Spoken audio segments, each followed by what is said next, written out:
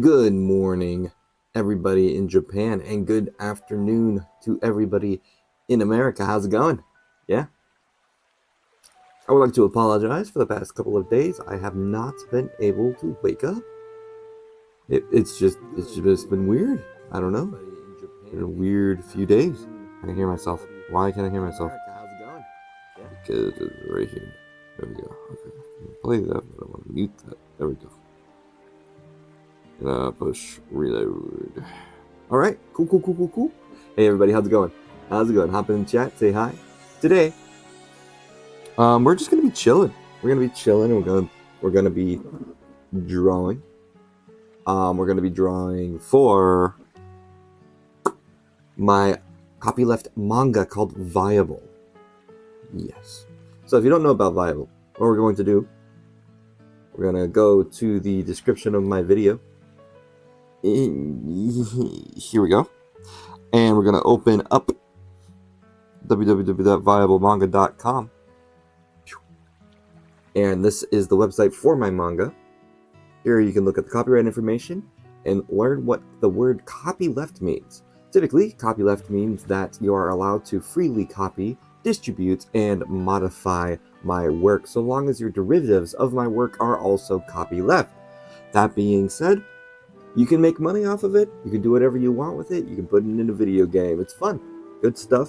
I'm providing the files. Everything that I draw is going to be in the description, which I can also show you. In the description, there's this Google Drive folder. So click on this Google Drive. You click that. Boom. We are at finished pages, miscellaneous art, rough drafts, and story writing. This is all of the artwork and everything that I have so far for my Copyleft manga. I am currently working on the first chapter, but here we go. This is what we have finished today. Not today. This is what we have finished so far in the past few live streams. We managed to finish chapter 1. We first started with the character descriptions, and then we went on to the synopsis, and then we did it page by page. And so we have a general outline of what we're going to draw for chapter 1, which is exciting. Whenever I finish the character designs, we are currently working on Vasa. Whenever I finish the character designs, Vasa is one of the main characters. He is a USSR detective in a alternate history where Japan is also a socialist country. So there was this man named Inejiro Asanuma, who in our real life was assassinated in 1960. Inejiro Asanuma was the leader of the Japanese Socialist Party, and as a result, he was very much liked by China, the Republic of China, People's Republic of China. Sorry, the Communist China. Very much liked by Communist China. And very anti-United States-Japanese relations. Whenever he was assassinated by this 18-year-old boy named Otoya Yamaguchi, whenever he was assassinated, the party basically crumbled. It was actually a party that was rising in Japan at the time. It was gaining a lot of seats, and it rivaled the LDP party, which is the current ruling party of Japan, the Liberal Democratic Party, which is conservative. Liberal Democratic does not necessarily mean the same thing as it does in America. In Japan, that means conservative party. So the current ruling party in Japan is the Conservative Party, and the LDP, the Socialist Party, the Japanese Socialist Party, died out with the death of Inejiro Asanuma. So with the death of Inejiro Asanuma, the JSP became more moderate, less extreme, and as a result of that, both sides of the both the moderate and the extremist, more communist side of the Socialist Party fell apart. Which, that's how it is. Currently, the Japanese Communist Party still exists in Japan. I actually saw a poster of it, but it is a shadow of its former self. Current ruling party is for sure the LDP, and they have a vast majority of the seats. So, in my alternate history, this never happens. The death of Inajiro Asanuma never happens, which means that there was kind of a civil war going on in Japan, kind of a coup that allowed for Russia, Soviet Russia, to be involved in the establishment of the Japanese Socialist Party. And that means that the closest ally to Japan during this alternate history is Soviet Russia. And Vasa is a USSR detective, and he is one of the main characters that we are going to be looking at. So before we go on to drawing Vasa, just for those who do not know, Vasa is a USSR detective, and a good one too. Due to a disastrous mistake in his career that involved the death of a young civilian, his public image was tarnished in his home country. To keep him busy while the storm blows over, his superior transferred him to work side by side with Soviet Russia's closest ally, Japan. A foreigner in a strange new land, Vasa begrudgingly works with the local policemen to both solve crime and intercept any coup attempts against the current ruling party, the Nihon Shakaito, also known as the Japan Socialist Party.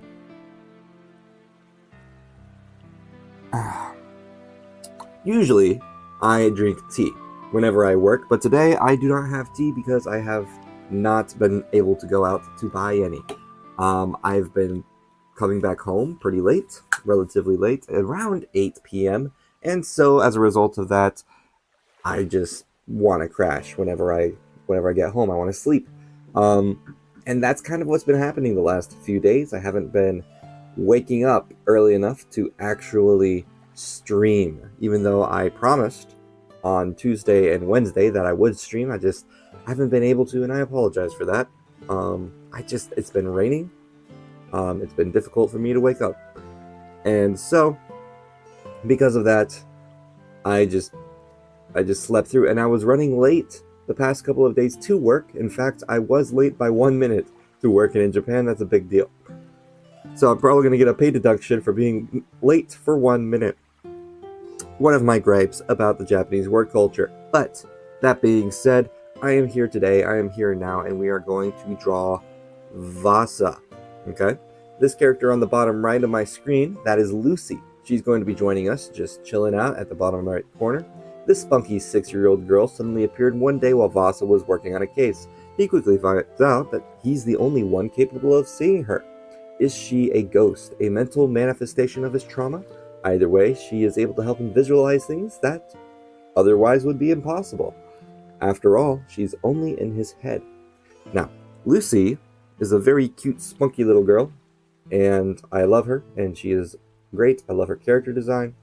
We're probably going to be making her more realistic when we redesign her. We're not going to redesign her too much. She's going to continue wearing these clothes and have that same color scheme. We might add some more shadows or certain things, but she's going to typically be the same. So, today's music is relaxing Zelda music plus ocean waves.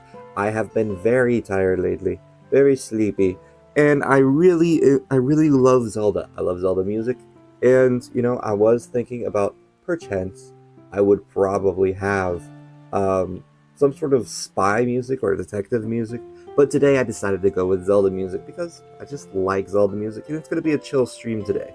So this is just actual Zelda music from actual Zelda games, and it's just going to be you might be able to hear some waves in the background, some ocean waves in the background. So thank you to Stellar Chic for making this music.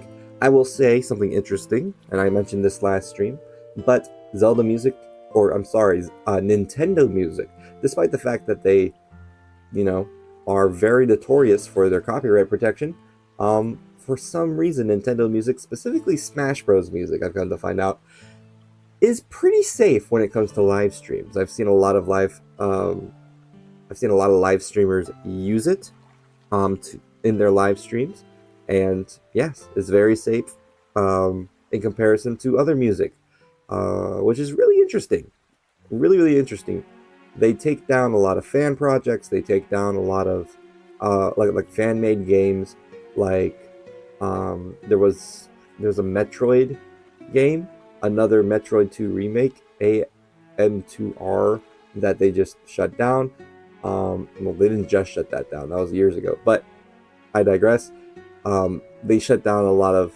There's a Pokemon game. They took down a Pokemon mod of Pal World. That was a recent one. But yeah, with their music, they're just like, yeah, you can use it. It's whatever. So I mean, technically, it is copyright. They can take down my stream if they really want to, but they haven't yet. They haven't taken down a lot of YouTuber streams either, and they also don't take it down if you just play their games. Very interesting stuff. That being said, we are going to go and use references for our AI. What I did is I went to Bing. Bing has a AI image generator that is pretty good, and I looked up last stream a full body character design concept art of a large blonde man who is a spy in a Soviet Russian propaganda poster. And we got images that were similar to how I want Vassa to look. Whew. Now, this is the first image. I have no idea what's going on with his chin, but I really like this pose. So that is one reference image. This is reference image number 2. I liked this pose, good silhouette. We're actually using this pose in our drawing. And if you look at the drawing, here it is. This is what we worked on last time. Okay, where's my pen? There's my pen. And we will continue working on it today. So,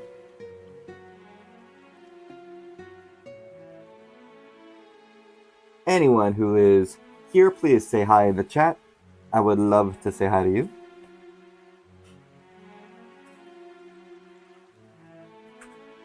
Let me see. I don't know if it's just my streaming software or if I just have no viewers.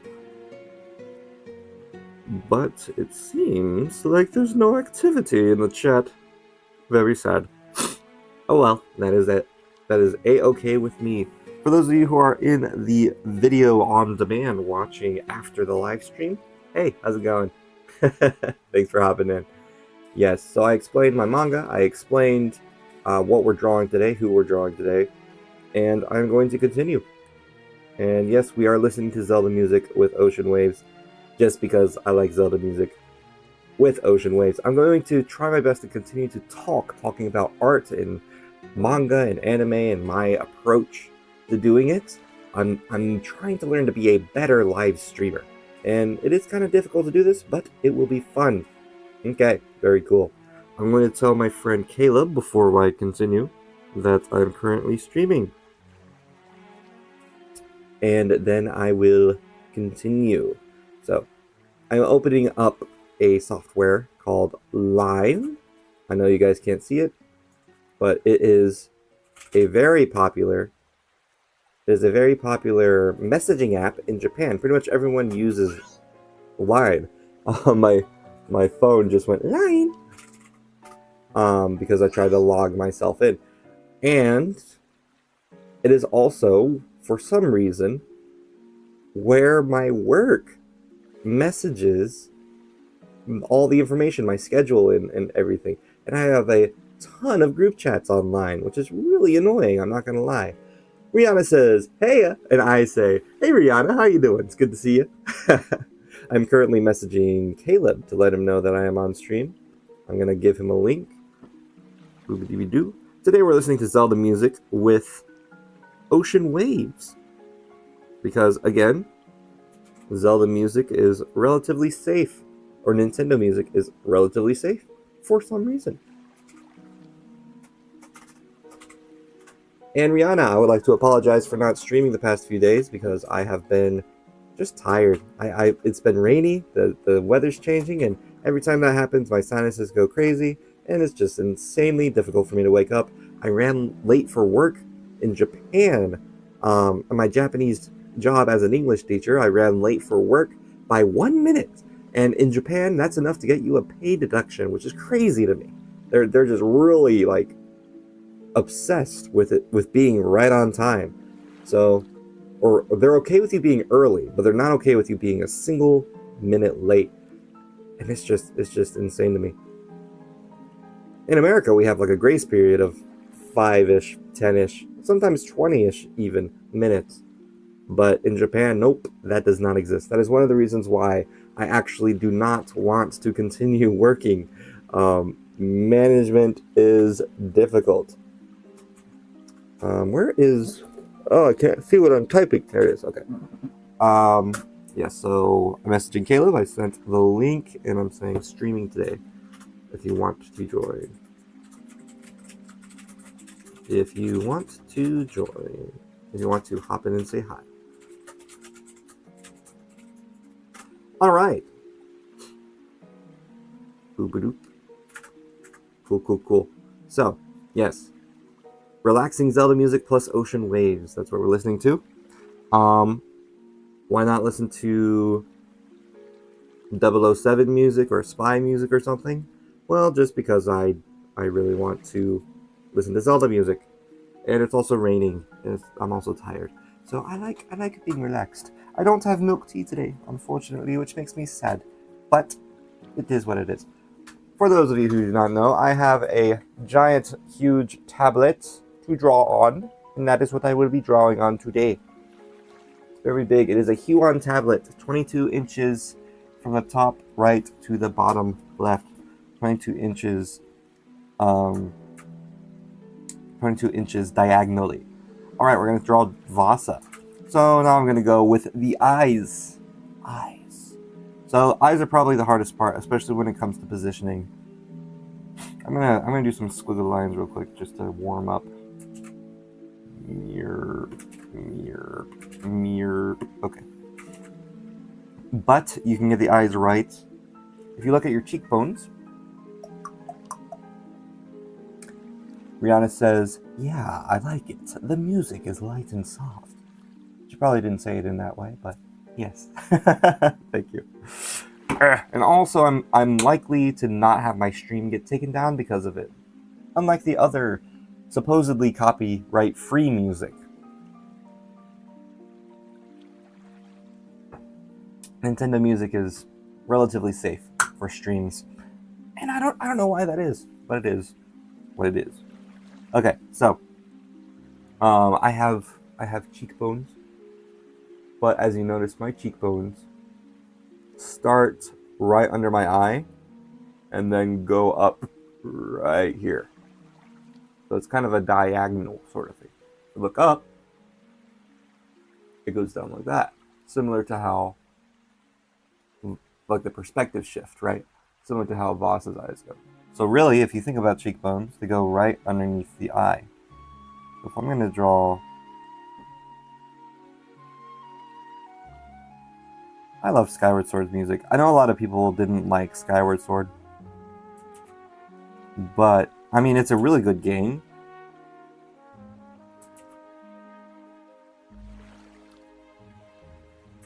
But a lot of people didn't like the motion controls. Interestingly, even at the time, despite it being incredibly controversial with the motion controls, it still got like 10 out of 10 reviews by all of the outlets, IGN and everything. And now people are like, oh, well, it was actually an okay game, not so much the best Zelda game. But I actually really enjoyed the story of Skyward Sword. I did not like the art style. It was not my favorite art style of Zelda, but I had a blast with it. Because I really enjoy motion controls, unlike my brother who absolutely hates them. He says anything with motion controls with no option to turn it off is a 0 out of 10. The Switch version of Skyward Sword is the best version just because it doesn't have motion controls if you don't want to use it. I'm like, what? Then again, I mean, he has a point with like Star Fox, because you have to use the gimmick, which was okay. I never actually played it, so I can't really comment on it. But according to a lot of people, that was really annoying. Miyamoto really liked that gimmick though for the Wii U. But he never really implemented it with... I mean, he did in Breath of the Wild. There was a few...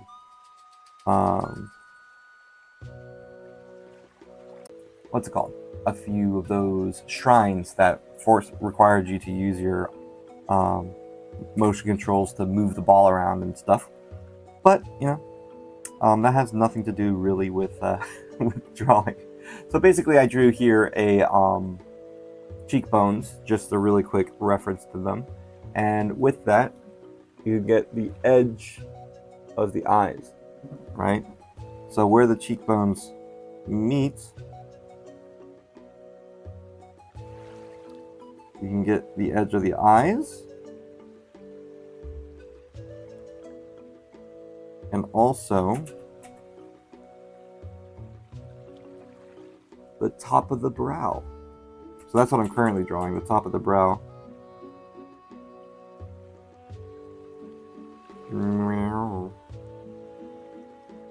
And you want to think of it again in a three-dimensional space. Now, whenever I draw Vassa again, like in the manga, I'm not going to be doing all of these guideline things. This is definitely for designing rather than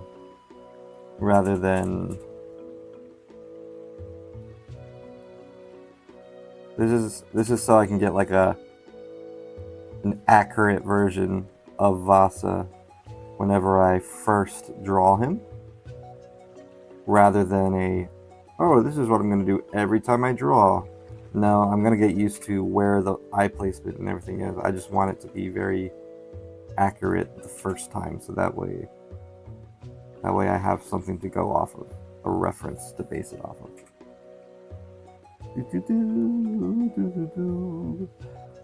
But yeah, have you ever played any Zelda games? What's your favorite Zelda game? If so, because I just love Zelda. Zelda's my favorite video game series.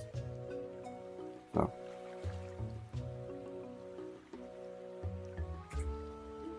that is my new poll question that I'm going to leave up to my friends. I'm gonna ask it right now. Haha. Let's go.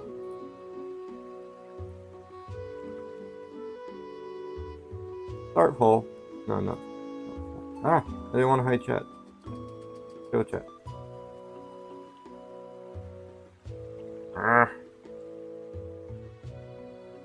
Start a Q&A. What is your favorite Zelda game and why?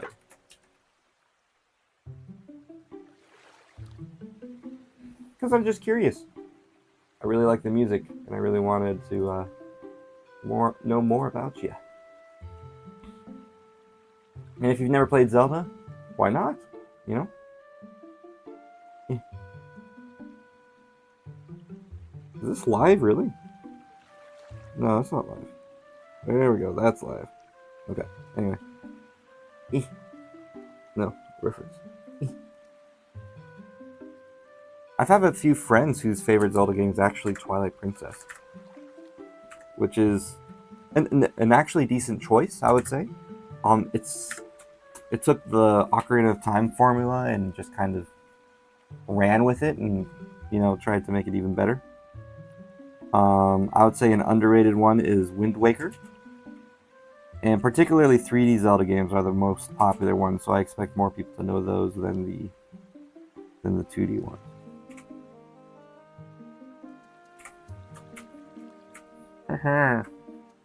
Okay, let's draw the eyes. Stop dilly-dallying, Josh, and just draw them.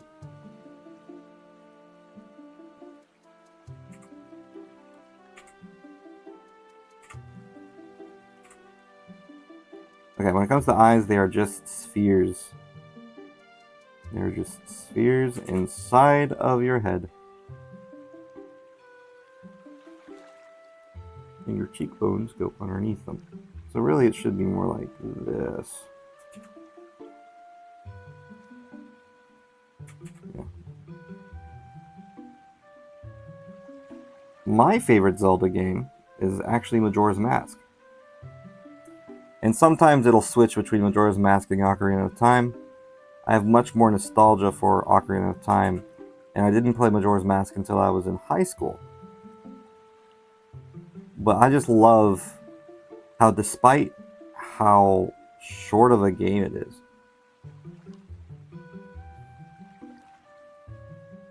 and how short of a time period it was to make that game, it's very deep. It's very, like, story-wise, there's much more than the surface level in comparison to other Zelda games. I haven't played Zelda games, but I like playing Zelda in Smash Bros. You know, fair. I also really enjoy Zelda, playing as Zelda in Smash Bros. In that case, Rihanna, who is your favorite version of Zelda in Smash Bros? Do you like the Smash Bros.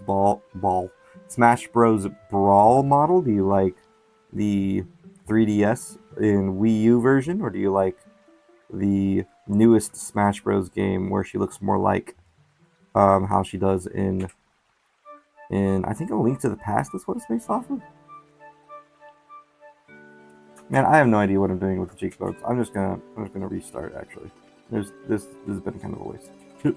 Okay. Let's just start with the eyes.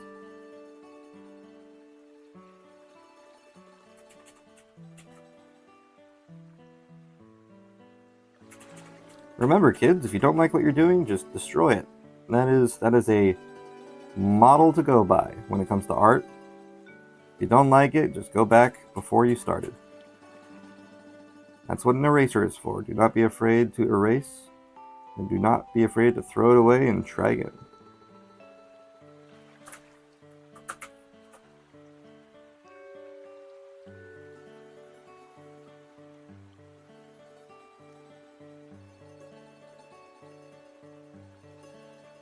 But yes, my favorite model of Link is probably young Link in the newest Smash Bros. I play as young Link. He's my main.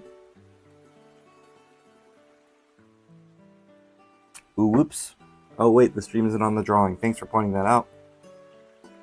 I've been on this AI for the past 5 seconds. Whoopsies. Hi! Got eyeballs. My apologies. I was on the reference, the AI drawing reference.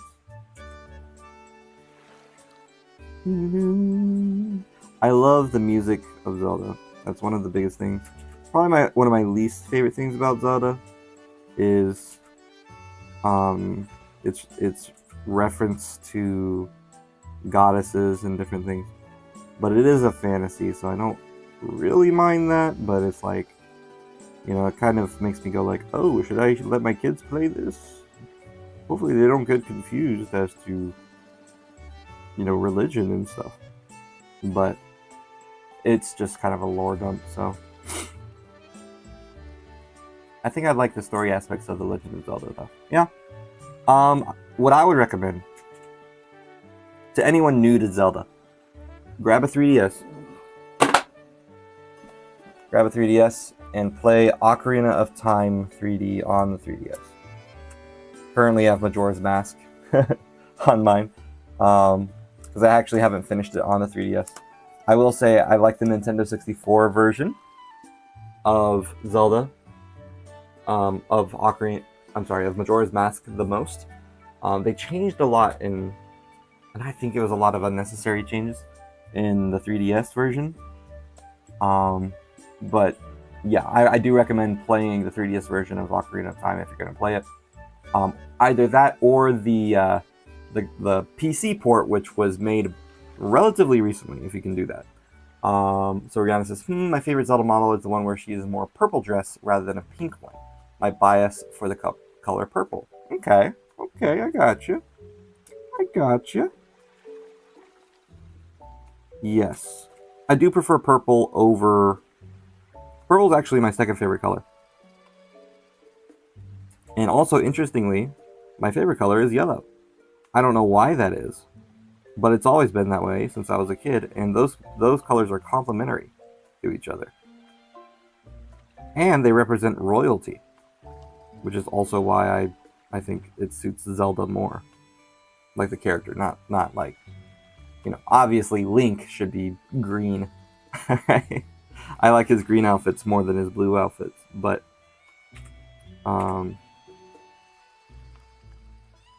because, you know, I do think that Link as a character, he's got like an elf-like sort of vibe to him, which they don't really play into. I thought I deleted my thing.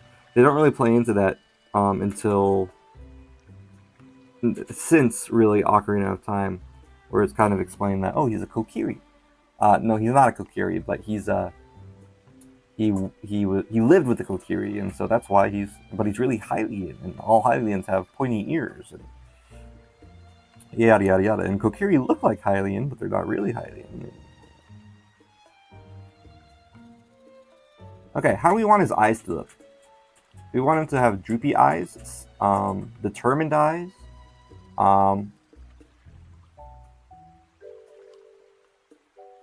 This thing is called a sclera. I'm not sure what it is. I think it's called a sclera. Let's look it up. Sclera. Control T.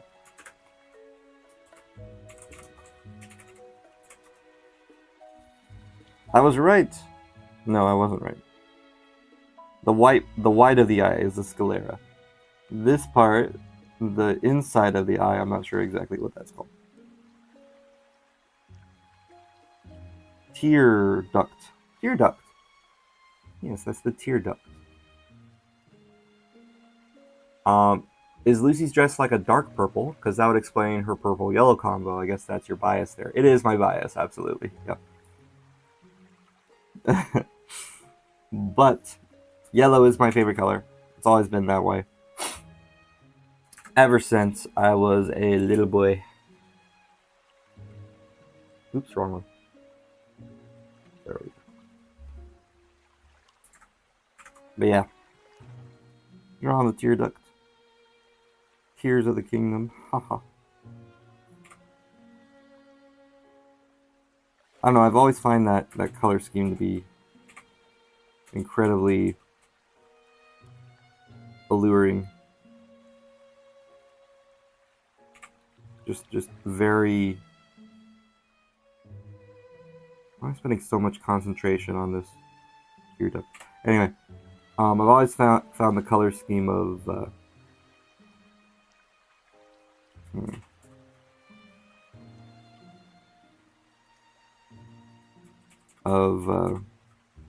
purple and yellow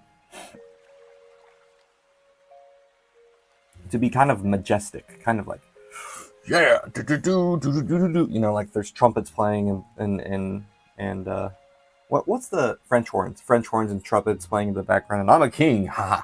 And I've always liked that vibe. That being said, if you look at my color scheme in my room, my room right now, I don't really have very good colors, very good sense when it comes to interior design, but I do at least include a color scheme. My friend, my high school friend told me, oh dude, why do you have red curtains? That's crazy. Well, it's because I wanted to go with the primary colors of red, yellow, and blue, okay? You got red, you got blue, you got yellow on the walls, because these walls are kind of tannish. And I thought that looked good, okay? So, yeah, I liked, I like yellow. I like yellow. And that's actually the color scheme of this as well. So, of this Soviet thing, though they focus more on red and yellow rather than blue. And yes, of course, there's different variations of those primary colors that you can use.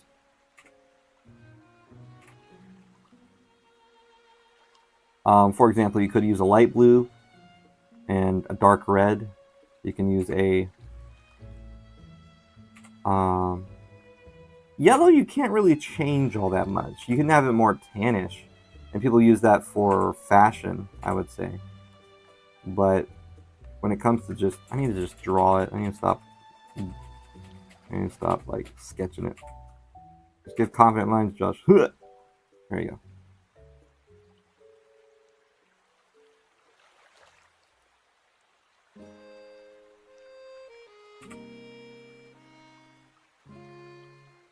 Yeah, so I really like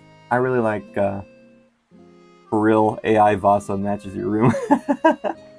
yeah, it does. But I'm not a commie, I promise. This way.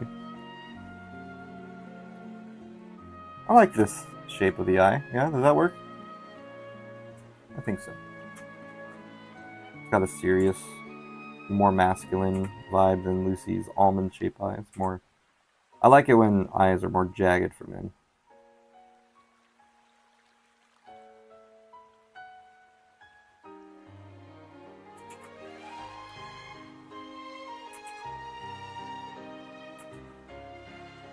What's this song?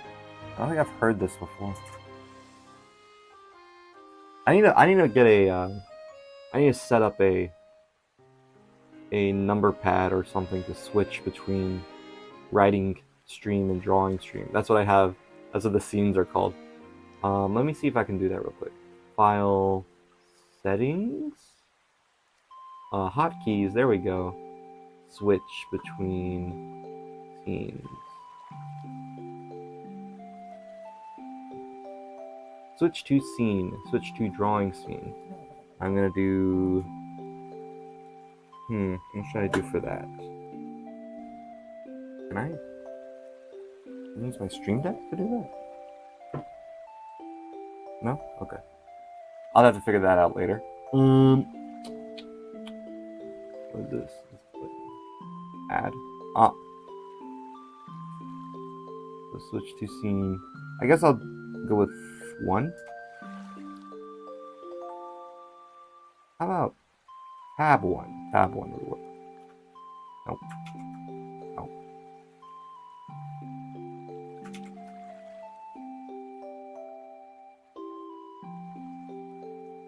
Can I push that one? I guess I can't push that. Shift 1? Shift 1. And then to switch to the writing stream, I'll push switch 2. And then to switch to the I'll be right back stream, I'll push shift 3. And to switch, actually I don't use that one that much, I'll do that one, switch 4, I'll do the most. And to do the, where's the normal one? Cam stream, where are you? Cam stream, do switch 3. Okay, apply. Okay. Let's see if that worked. Okay, if I push, so let's say I'm drawing, blah, blah, blah, drawing, yes. And Z, I push shift 1. There we go. That works. Shift 3, that is my, and then shift 4 is I'll be right back. Okay, cool. Sweet, that works. That's fun. Boom, boom, boom. This is Sheik's theme, which is one of my favorite themes in Ocarina of Time.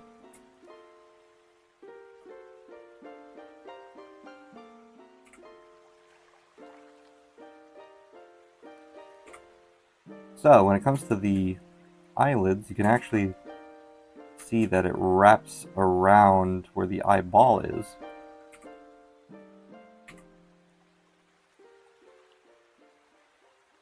And you must think in 3D shapes. But yeah, I like different color schemes. I think I'm more of a wintry sort of guy. I like sort of like cafe vibes, so darker colors and you know, and summery sort of things are nice. Whenever I think of summery, I think of more like pastel colors and different things like that. I like those. But typically, when you see what I draw, they typically tend to be more wintry. So like, for example, Lucy's Lucy's clothes down there. Yeah, the yellow is pastel-ish, but her primary, her base color, not primary color, her base color, because primary colors are completely different things, is purple, a very wintry purple. So.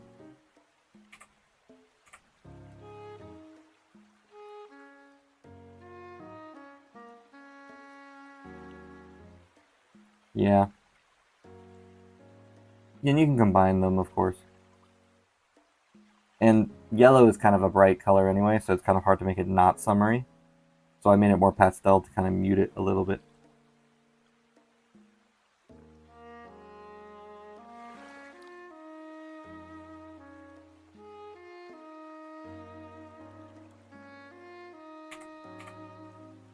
Okay.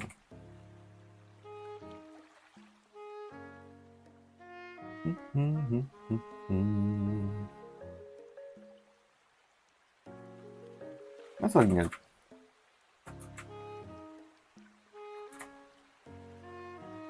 Maybe this is a little too curvy.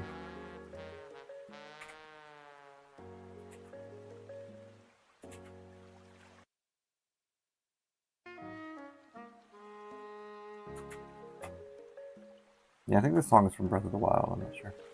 Anyway.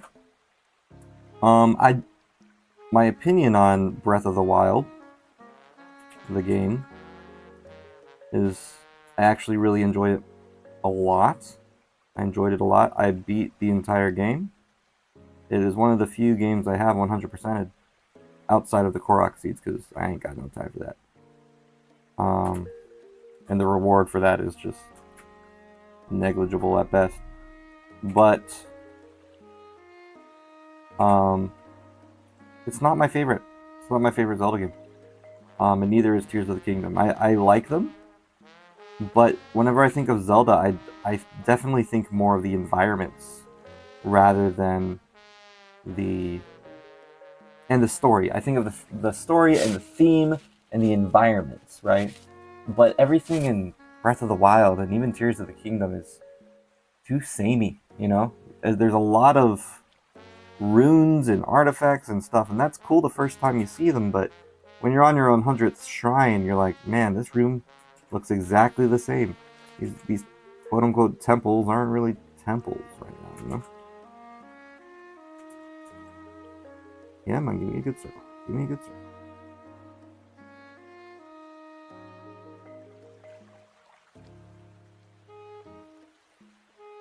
Also, pro tip, if you want to draw good eyes for both sides, make sure to draw both eyes at the same time. I'm not doing this right now, and it's going to make drawing the other eye much more difficult. But I wanted to get the design of the eye done first.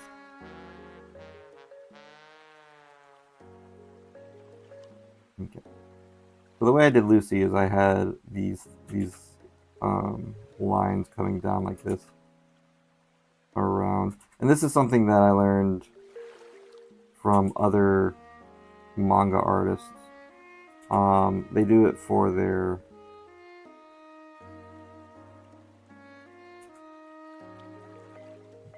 female characters. But the male characters, they don't do it so much, interestingly. I mean, they still do it, like in Nisekoi, I think they do it. That's probably where I learned it, Nisekoi. But, yeah.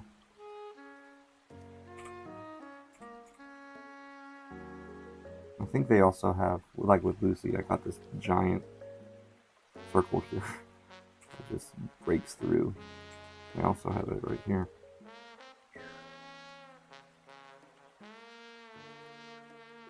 Will it look okay on a guy? Yeah, probably.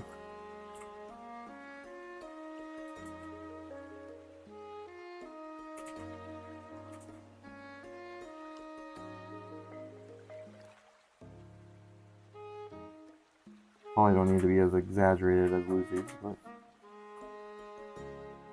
yeah, these are just highlights, really. Eye highlights. Okay. And then go from darkest to lightest. So, because he has blue eyes, I'm not going to do too much.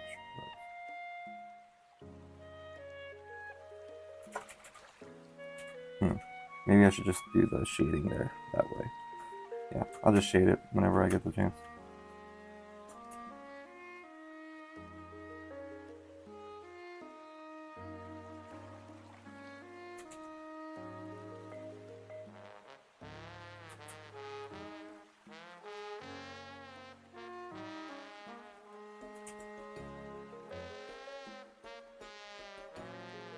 And I could do what I did for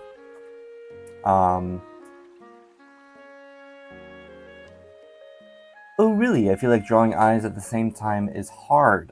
Well, yeah, but if you make a mistake on one side, you make a mistake on the other side, and you can just fix both of them instead of making the same, instead of like, yeah.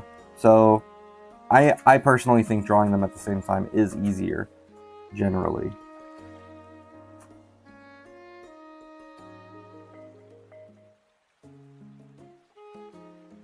So that way it's more consistent with each other. And eyes are one of the most important things to draw on a character. It's their soul inside of their face. We look at each other's eyes whenever we talk to each other, and it's a very, very important thing to get right.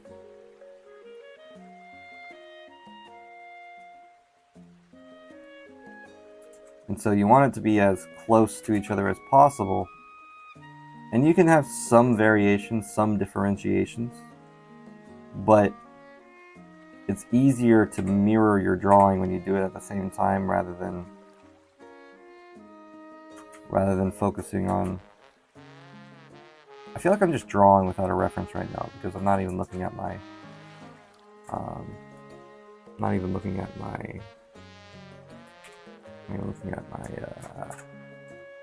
my own drawing of us. Here we go.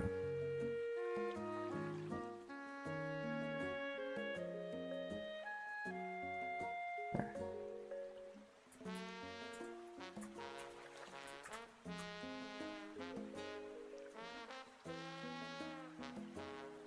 Yeah, I changed the eyes a bit there. Huh. Anyway.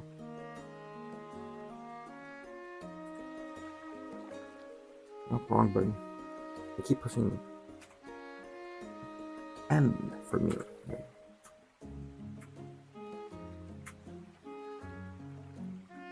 Trying to get the same shape on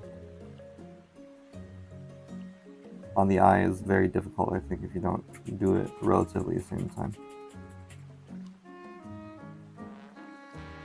But with guidelines, it should be okay.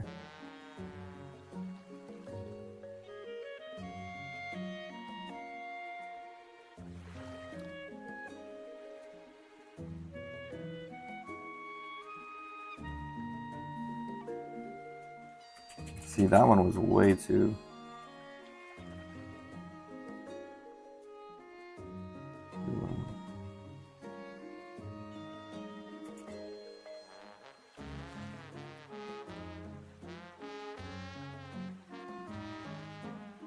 Yeah, I guess it's up to personal preference, but it is easier, I think, to get them consistently.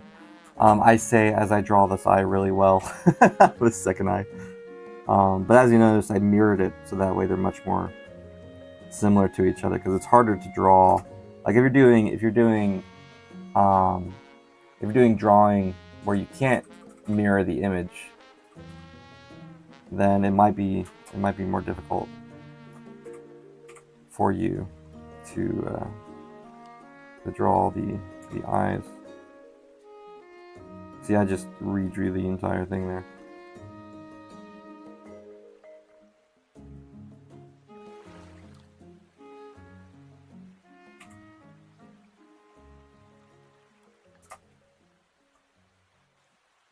You know, my first drawings growing up was actually of Ocarina of Time monsters and characters. So I think it has an influence on my art style.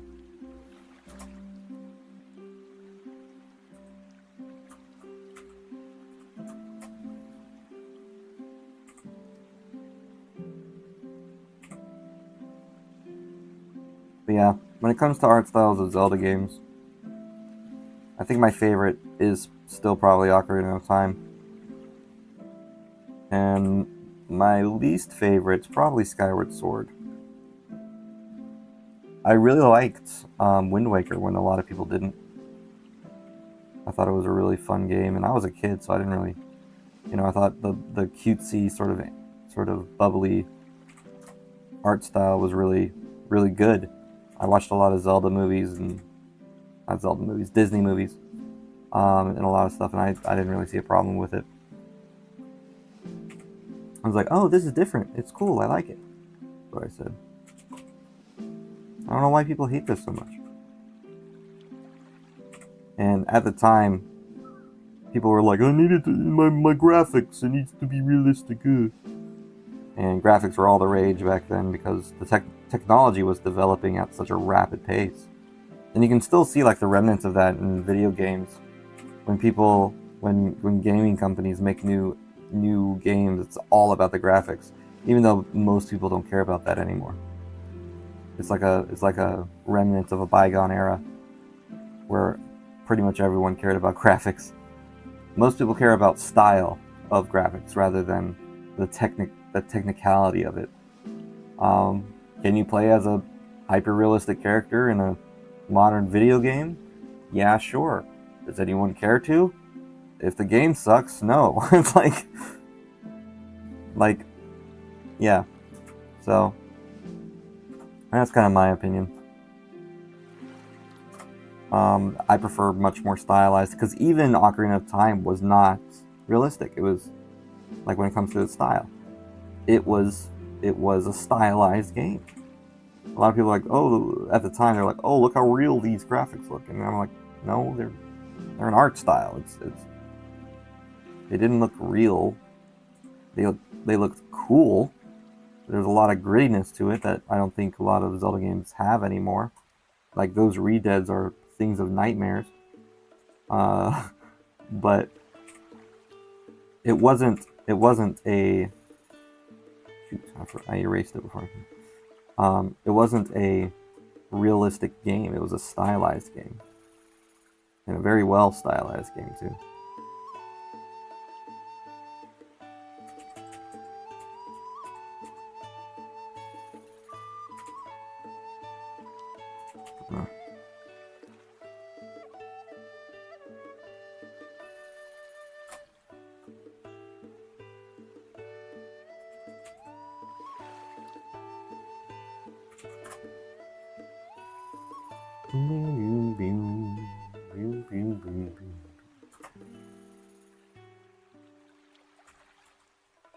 And so yeah, Ocarina of Time, and again, they didn't use a lot of pastel-y colors either.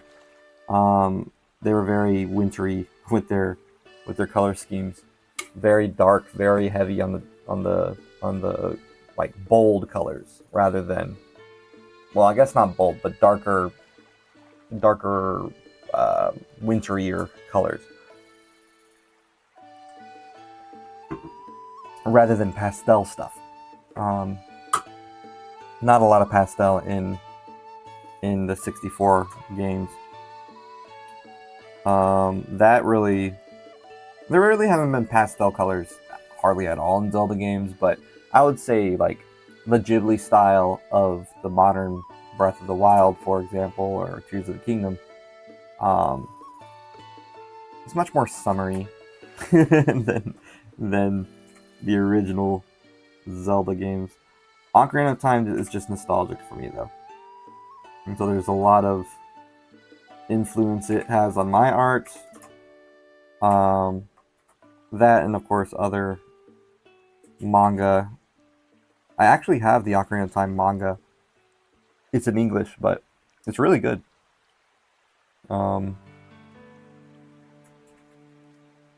Is it a way to experience the game? I would say maybe not.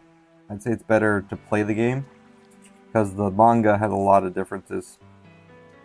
Just small ones. Same general storyline as the game, but they included a lot of just different things that make it a bit more interesting of a read after you've played it rather than before.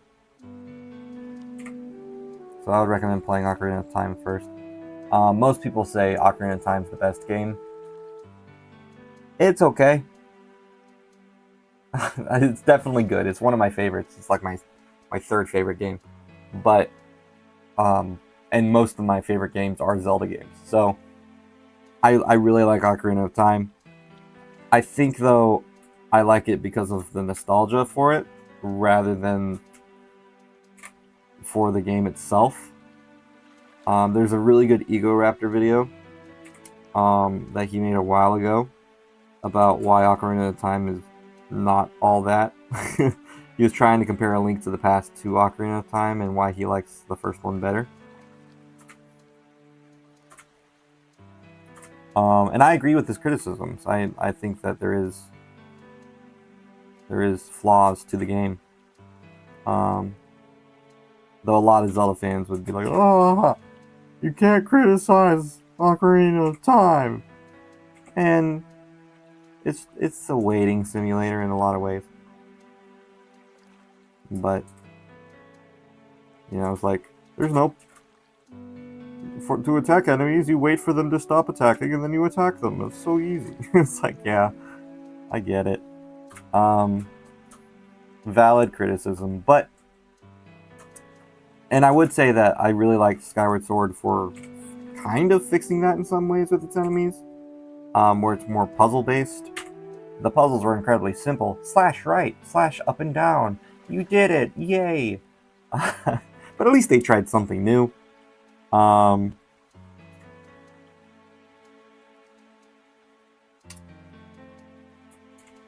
And yeah, if I were to rank my favorite Zelda games, number one would probably be Majora's Mask, just for its story alone. It has the same issues with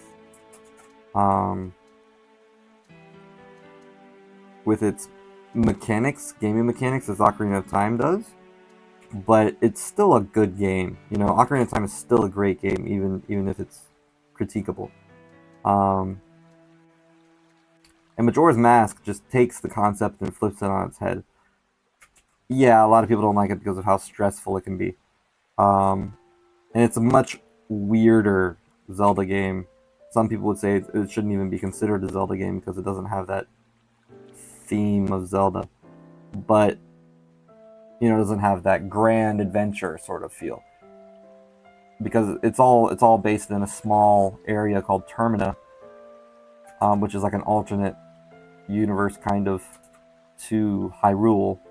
Because it uses a lot of the same character models, but they're all different characters.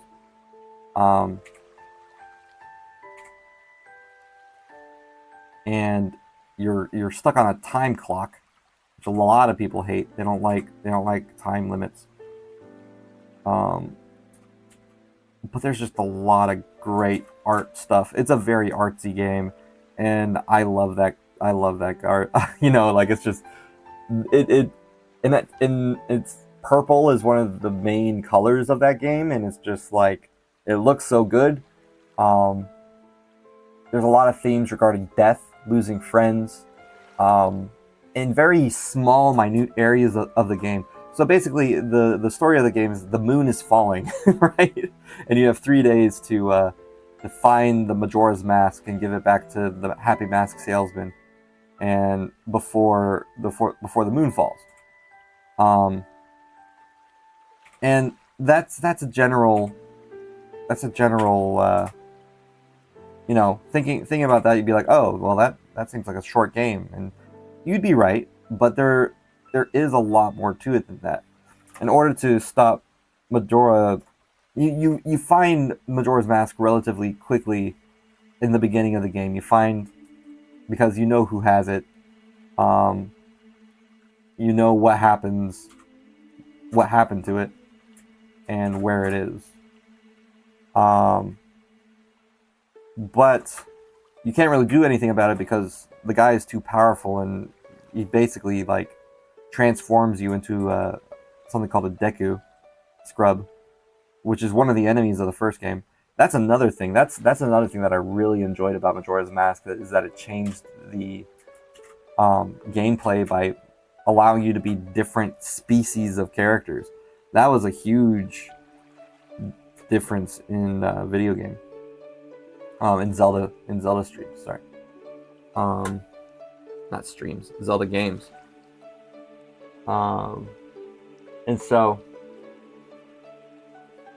that they took a concept of Ocarina of Time, and they basically expanded upon it with a lot of new gameplay elements and things that just didn't exist in Ocarina of Time, which was just, and they used masks to give you different powers to do that. And I thought that was just a great idea. I was like, whoa, I never thought I could ever be a Deku Scrub. I never thought I could ever be a Zora or a Goron. And I was just like, this is the greatest thing ever. That really was the huge concept that made me really like it, gameplay-wise. And then, anyone who's played Majora's Mask knows that the story is not the main quest of the game, which is to find, which is to beat Skull Kid and save the world, right, from getting destroyed by a giant moon that is staring at you throughout the entire game, haunting you. The main story is everything that's surrounding the moon falling.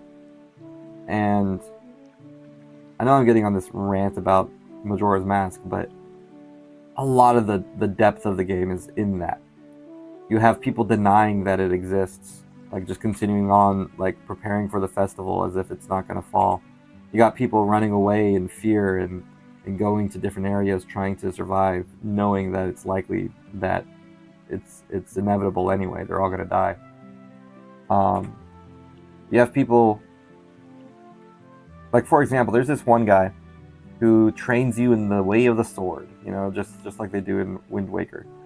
And I think he was the inspiration for the character in Wind Waker. He's a master swordsman. He said in the beginning that he'll cut down the moon. And he's just, when on the third day, if you find him, he's just cowering in fear, because the moon's about to fall. It takes 3 days for the moon to fall, and yeah, he's just cowering, a pitiful man, despite all of his sword training.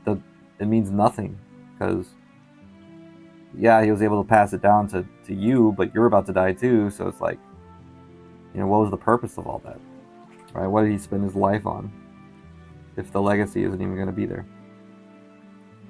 And speaking of legacy, there's this other story in the game about this dancer. And these are all just like small little things. Like some of them aren't even, you don't even get masks from it. Yeah, like I said, death is a huge theme in the game. That's pretty ominous. Yeah, the moon staring at you while you're trying to save the world is incredibly ominous. But there's this dancer who dies before the start of the game, and his ghost is just wandering, trying to find someone to pass on his dance moves to. And you, at the same time, you have these other dancers trying to figure out what they should do for the festival, right? And in this one, you get one of the masks, and the mask allows you to dance. But there was the concept of, like, the theme of legacy through this guy. He lived his entire life perfecting his moves. I'm telling you, this is a weird game. He spent his entire life perfecting his moves, and he wasn't able to pass it down to anybody before he died. And so he passes it down to you after you play the Song of Healing to him, which normally gives you just a mask. A mask for like Azora or Goron, a transformation mask. But all this mask does is let you dance. It's called the Chimero's mask. You can dance if you want to. But yeah, and the moon emoji. And so you get the Chimero's mask after healing him, and he teaches you the dance, basically. and then you teach that dance to the dancers who are dancing for the festival. And that's it. That's the whole story. And it's a big, just a very small story in a lot of side quest game. A game with a ton of side quests. Probably it doesn't have the most side quests of any Zelda game, but each side quest has at least a little bit of depth and theme to it. Unlike the fetch quests of Breath of the Wild and Tears of the Kingdom, I would say. I'm not a big fan of fetch quests. Anyway, drew the eyes. It's looking all right. Yeah. Erase the eyes guideline. I think they might be a little far apart. Or a little small.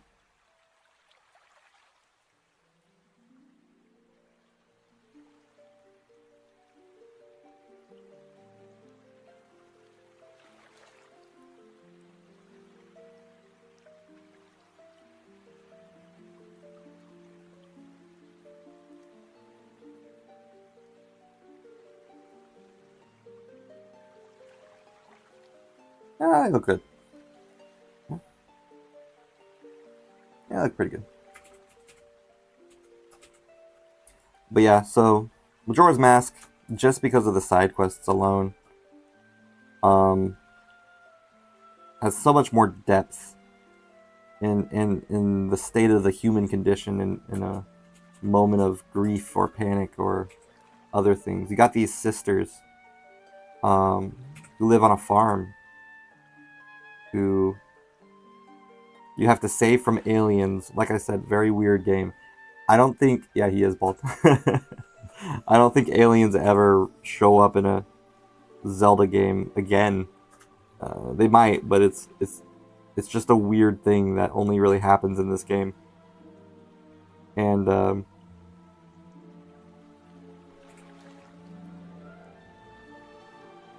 these sisters, who are based off of Malon from Ocarina of Time, like their character model is literally young Malon and adult Malon.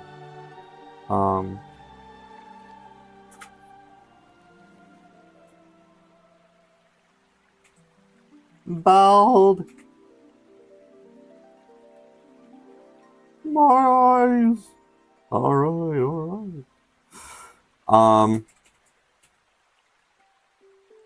These sisters you help out, and the older sister doesn't tell the younger sister that the moon is falling. I mean, obviously she can see it, but she tries to stay positive and says, "See you tomorrow," despite knowing that she won't.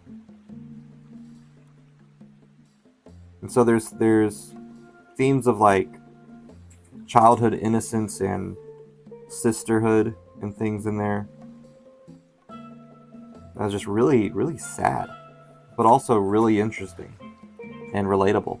Like, what would you do if the Earth was going to be destroyed? So, would you tell your sister that,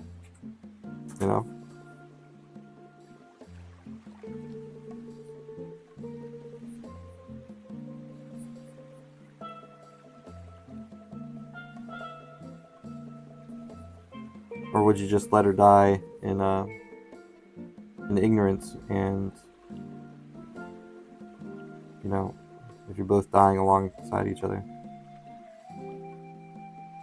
if the inevitable were to occur.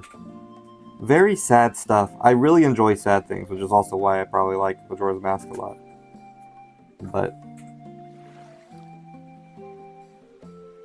also, it's probably one of the creepiest games of the series. There's a lot of weird, creepy stuff going on. In Ocarina of Time, you have these things called the Gold Skulltulas. I don't know. I guess Ocarina of Time introduces creepy things, but Majora's Mask just takes that and adds like a weird element to it, which makes it even scarier. In Ocarina of Time, there's these things called Gold Skulltulas, which are collectibles that you use to get more items in the game. So they're not necessary to beat the game, but they are very nice to have.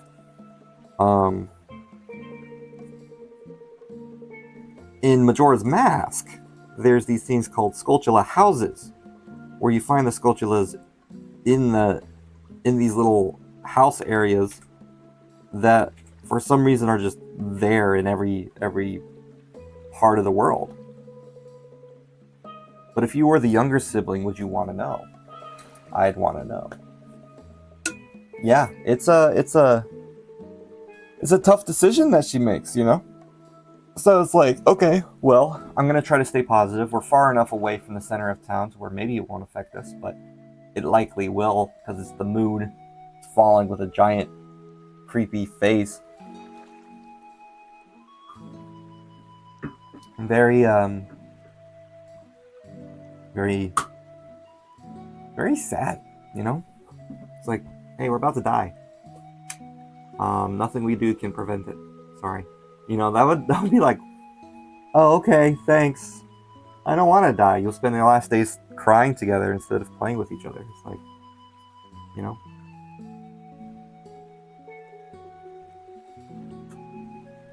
You can spend your last moments doing that, which would be fine, but I think I wouldn't tell my... I don't know, I don't have a younger sibling. I'm the youngest in my family. But I would think that I would rather have, instead of trying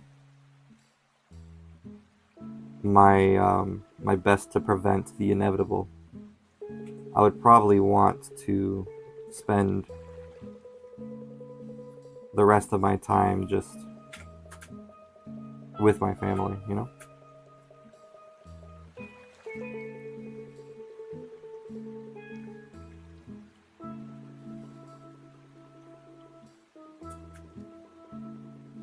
Anyway, there's themes like that in Majora's Mask that are very deep for just these side characters. It's like these aren't even main characters in the story. Like, the side quest of the Romani Ranch, which is what it's called, is literally just so you can get your horse, right? and a couple of masks from that. You get the Romani mask, which allows you to go into a bar as an adult, with as a kid, which is kind of funny in and of itself. And you can buy Romani milk, which is basically alcohol, but they don't say it directly in the game. But there's people drinking milk in different things. But yeah, but it's just a side thing, you know. It's not even a part of the main quest. And yeah, the main quest affects the entire world of this game so much that it's such a huge sort of, it just makes it feel much more is at stake than like other Zelda games. You know, like with Breath of the Wild is the second most recent Zelda game, and Tears of the Kingdom is the most recent Zelda game. It has a heavy reliance on exploration, and you know, discovering things, and that takes a lot of time. You if you have ADHD, that game is going to drive you wild, because you're going to be like, I guess that's why they call it Breath of the Wild, because you're always just trying to, you know, do something, and then you verge off of your path to, ooh, look, a cave, ooh, look, this thing, ooh, I can make this. And it's like, wow, that's really cool. But then if you look at the story, Zelda has been fighting Ganon for 100 years, and she's waiting on you. There's supposed to be a sense of urgency, but here you are making a boat out of sticks. It's like, cool that you can do that, but you know, the world doesn't really affect that. Also, pretty much everyone in the world doesn't know that Zelda is fighting Ganon. They just see the castle is all gloomy, all like dark and ominous or whatever. But they're just like, well, I guess we'll just live on the next day. This is how it's been for the last 100 years. So, you know, it's just how it is. Oh, okay. Cool, I guess. It's like it just feels kind of out of place. Like the story was an afterthought, which is fine. You can have an afterthought of a story, but I prefer games Zelda games. I prefer Zelda games to be made with the story in mind, you know?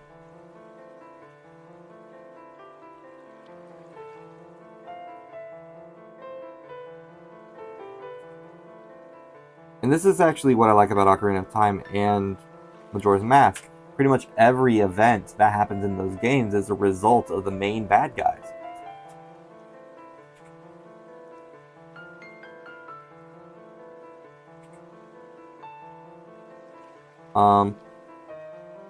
And probably my least favorite Zelda game of that era, and I like them all. I like Majora's Mask, Ocarina of Time, Wind Waker, and Twilight Princess. But probably my least favorite in regards to that is Twilight Princess. Because it feels like, you know, like I said, even though there's the big bad guy, who you eventually find out is Ganondorf, spoiler alert, doesn't really matter, they're all Ganondorf, it's always Ganon or Ganondorf, except for like maybe 2 games where it's some other character. But in the majority of the 3D Zelda games, it's usually Ganondorf or Ganon. Those are the bad guys. Yeah, you find that out at the end of the game, and also it's like it's very story heavy, which is fine. I like story heavy games, but at the same time, it's like, okay, this is cool. The Twilight Realm and all this other, you know, great music. You have this sense of urgency in some scenes and different things. That's fine, but how is the world affected by what's going on around you? You know, yeah, the people of Hyrule are living in Twilight and they're wandering around. They're a little scared, but that's it. Like, it's like, doesn't really do much. It's like, cool. Some of my favorite scenes are whenever people miss you from your original village that you're from, called Ordon Village. You have people thinking about you.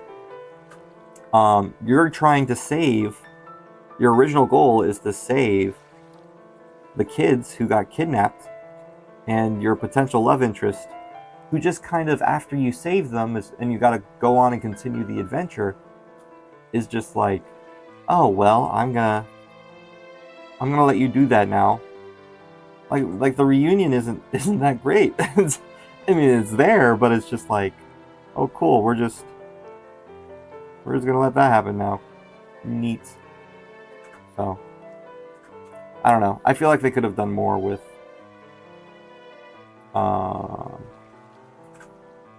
feel like they could have done more with that. Okay, noses. A lot of people find it hard to make noses. That's interesting. I never considered how the world would respond to the events. Yeah, I just find that to be like some of the most fascinating stuff. Because Ocarina of Time, right? In Ocarina of Time, spoiler alert, not really a spoiler, it's in the title screen, you're an adult, right? You start off the game as a kid, and you become an adult. And as a result of you becoming an adult, because you get stuck in this time thing where you pull out the Master Sword, Ganon, or Ganondorf, I guess, he steals the Triforce of Power while you're stuck in your time thing. And so as a result of that, you get this feeling of guilt. Oh, snap, that was my fault. Everything that's happening now is my fault. Because I let Ganon into the Sacred Realm because I opened up the Sacred Realm whenever I took the Master Sword, right? And so your first thoughts are, okay, well, I need to get out of here, and I need to fight Ganon. And then you walk outside, and the once bustling city of Castletown, right, full of people running around. You got this little girl chasing a dog. You got, it's a very, very cute, quaint place. Is just destroyed, right? It's just gone. All of the people there who were buying in the shops, everything, they're not there. They were all replaced by re-deads. And re-deads are like zombies in this game. and it's a very gloomy and kind of horrifying scene. And the people who survived that, whatever that was, had moved to Kakariko Village. They were relocated thanks to Impa.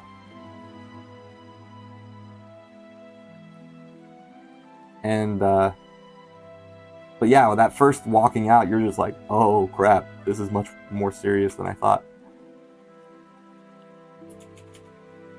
Very, very strong environmental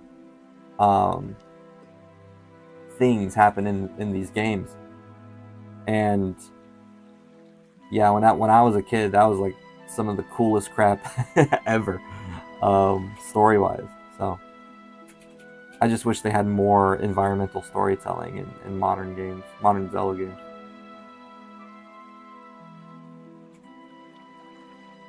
The funny thing is, you can just put the sword back and go become a kid again. And you can see the town as it was.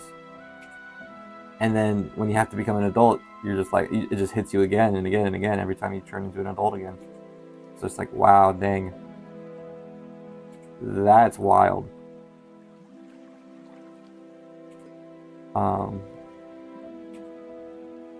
So I understand why Ocarina of Time is a lot of people's favorite Zelda game. It's a very good game.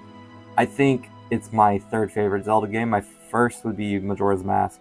My second would be Wind Waker. And because literally the entire game of Wind Waker is a result of Ganondorf. Everything is water because Ganondorf came and attacked everything because Ocarina of Time Link went back to his timeline, and so the future timeline where Ganondorf was defeated, he just kind of exists and Link doesn't exist. He just stops existing. And so what happens at the end of Ocarina of Time, he goes back to the child timeline, and now there's an adult timeline, so it splits into the different timelines. And Wind Waker is without Link, so Link is just gone. And Ganon somehow returns. They explain it. I don't remember how they explain it, but I think he still had the Triforce of Power, so he was able to be freed from the whatever he was. He was put into the sacred. You banished him into the sacred realm, I think, or something like that. Something happened at the end of Ocarina of Time where you defeat Ganon, and it was a temporary hold on him, basically. But what happened was Ganon was freed, and so in order to prevent the destruction of Hyrule, the goddesses of the game destroy the entire place by flooding it with water.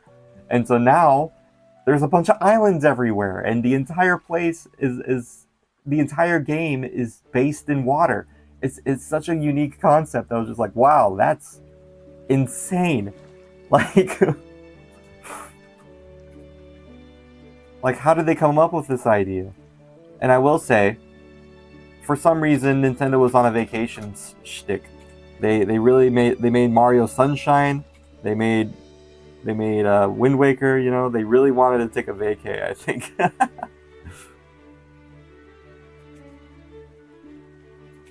But no, that was a fun game, and the art style is really good too. It's hard to believe that it's in the same universe as Ocarina of Time because the art styles are so drastically different. But yeah, that's just how it is. I was gonna talk about how to draw noses, but I kind of didn't. My apologies. Noses are just shapes, or just three-dimensional shapes, as you know. As I say about pretty much everything, almost everything is a three-dimensional shape. So you just need to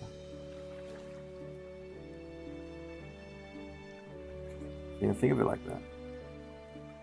I just gave him an Owen Wilson nose. Wow.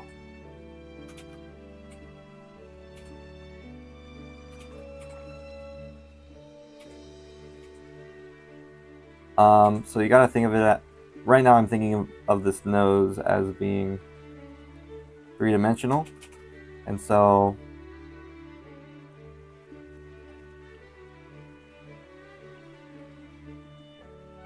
showing the point is very hard to do. The way they do it in the concept art, which I'm assuming is based on another person's art, is they just draw this like this triangle here. Go ahead and do that like that, which is fine. But if you're looking up, right, he's looking down, you would have the triangle. But if you're looking up, you have the nostrils, and so the point would be like up here.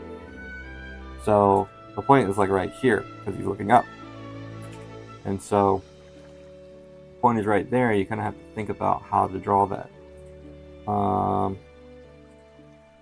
And the nostrils are much more visible whenever you look up, which is why I have visible nostrils here.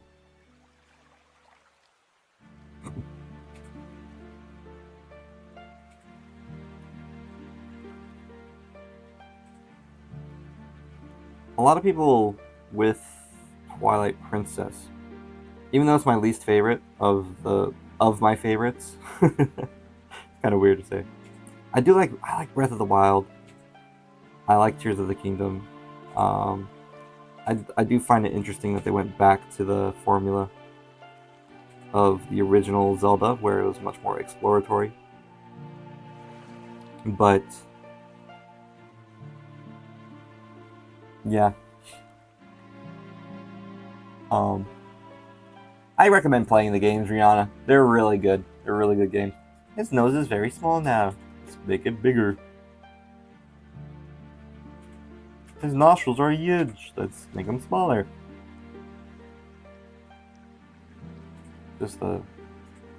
Okay. Let's just erase it. Okay, here's what we're doing. To make the nose, we're gonna make this area. Okay. We know that it is. This is the top of the nose. Okay. And we know that the area here is pointing up. And so we're going to, and this is this area. And then we're going to include the nostrils.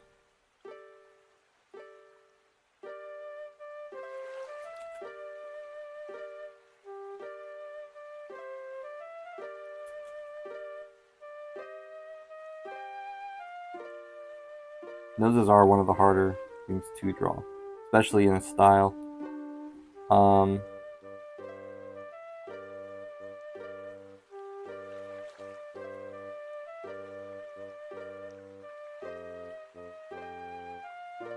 I erase it and it appears. How did I do that?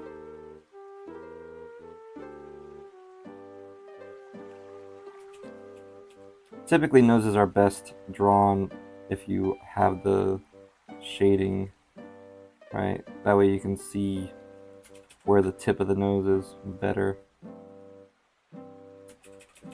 So that's why people tend to put like a red blush on the nose, is to try to make it more three-dimensional. Even though I think that makes it look kind of weird. You don't really blush with your nose, right?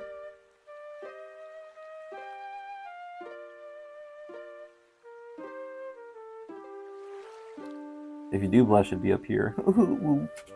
Okay, so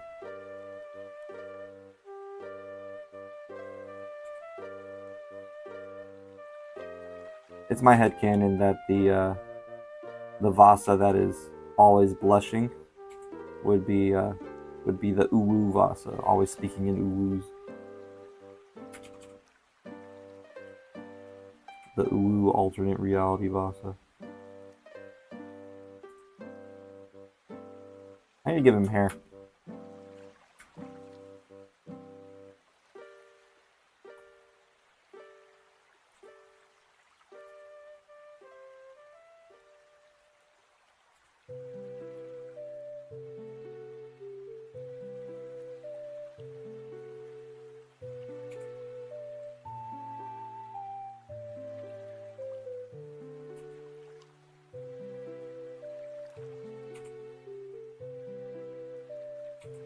I'm getting too sketchy.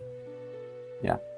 See the difference between these sketchy lines and like a confident line?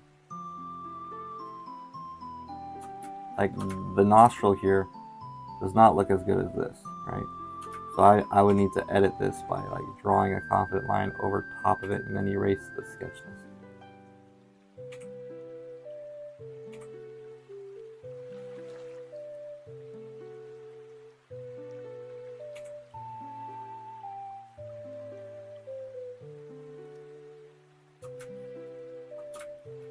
Yeah, anyway.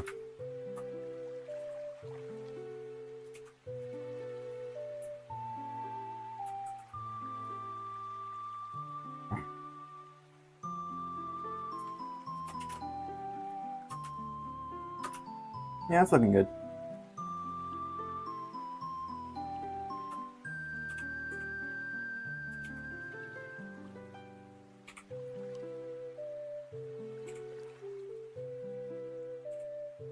Also, the music is just iconic in these games, man. I really love Zelda. The games, not necessarily the character. The character's nice, but depending on the character. Sometimes she's just a damsel in distress. Other times she's just acting amazing. In the older games, she was much more of a damsel in distress. The original Legend of Zelda, Zelda 2, she was literally Sleeping Beauty.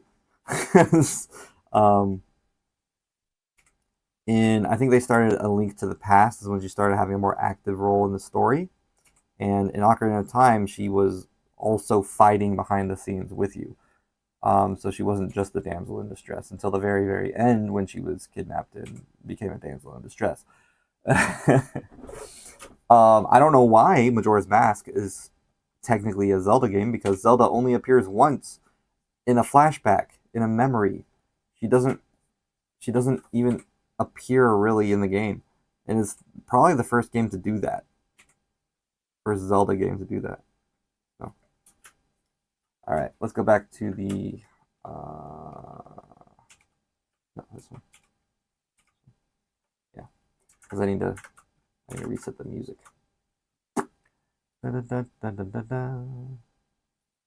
Yep. Alright, we've been streaming for about an hour and a half now.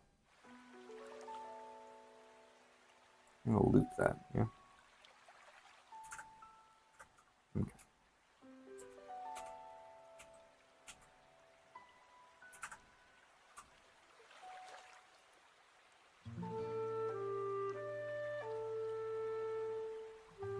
I do want a pointed nose, but it's hard to draw a pointed nose. Like even here.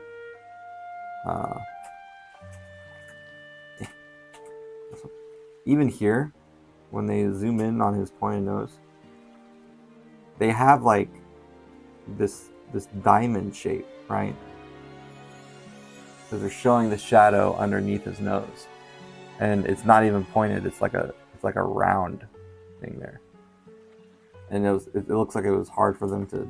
I mean, not obviously not the AI, but the original artist when they made it. It was hard for them to do that. But anyway.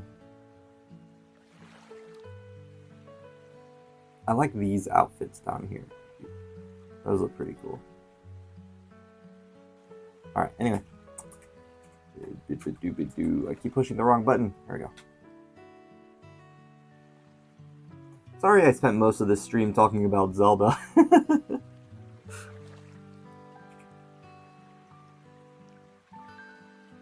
I do really enjoy those games a lot.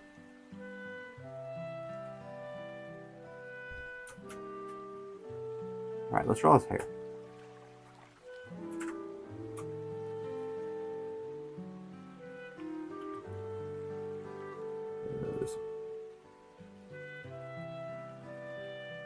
I mean, the hairstyles of these AI art are very similar to what I drew here. So, yeah, okay. Bald! My eyes! That reference is from SpongeBob, in case you were wondering.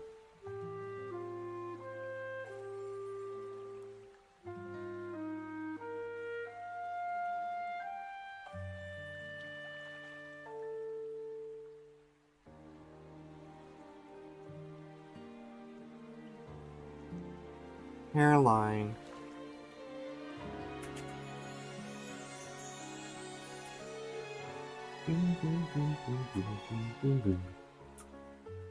By the way, this is Rito Village, which is actually a cover of Dragon Roost Island, this song, I mean.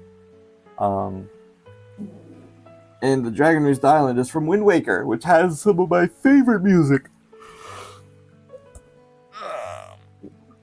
I'm so tired. Alright, yeah, this is looking good. I like the eyes so far.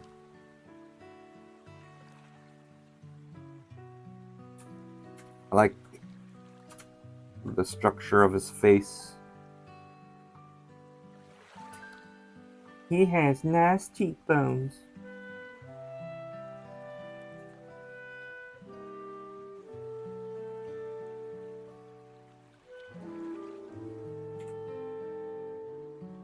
Okay, let me look at the other concept art. Oh. Where are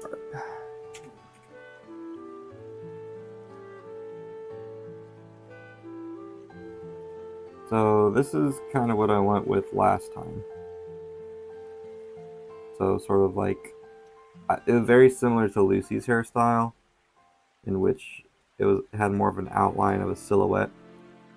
So like pointy hair and different things. Should I go with that?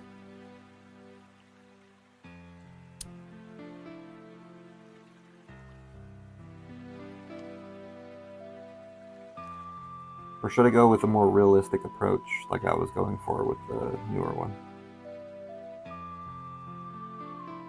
Also, his eyes are so round here.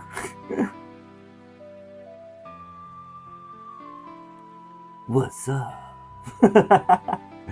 How's it going? Hold on. I'm Vassa. It's like... yeah, he's definitely giving Lloyd Forger vibes. I agree.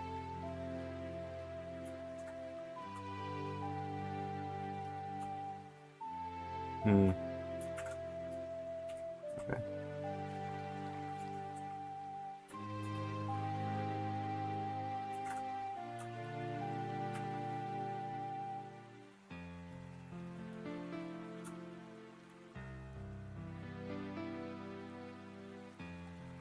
Old Vassa, his hairline is so high.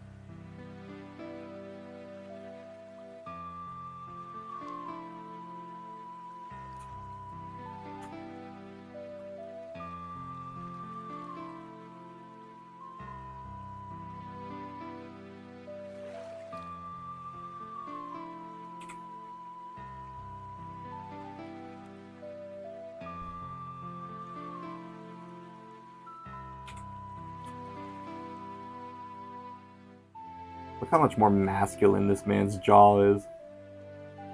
Boom, boom. Yeah, I'm Vassa. Ja.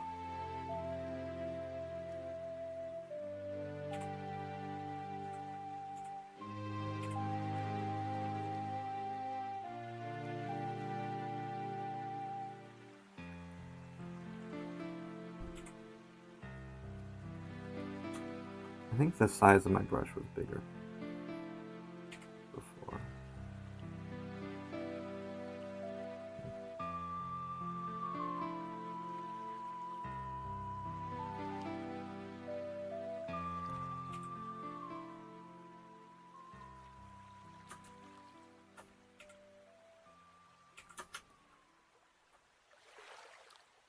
I think new Vassa could beat old Vassa in a one-on-one fight. They were to duke it out.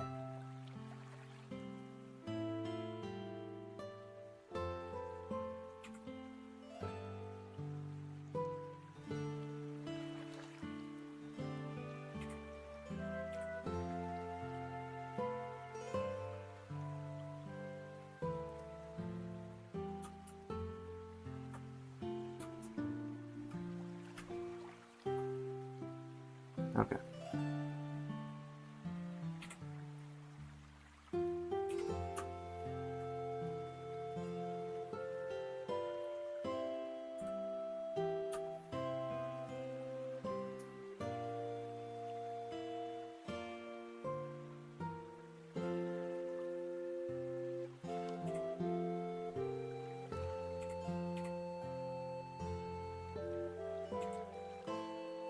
Okay, so this is what Vasa would look like with a shaved head. Now we just add the hair.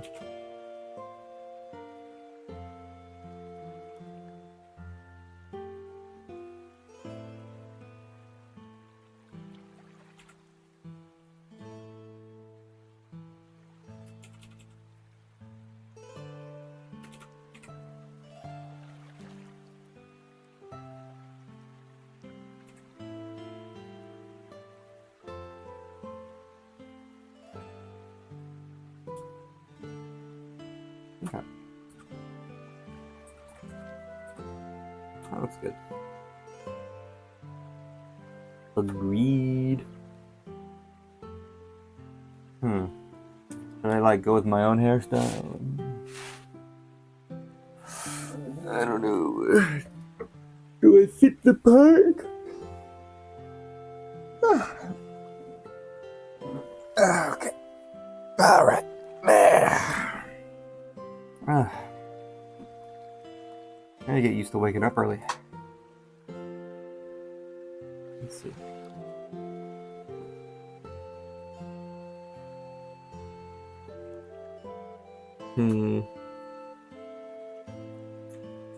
Okay. Well, I do like... I think I should go with a slightly different hairstyle, more like what I was going for here.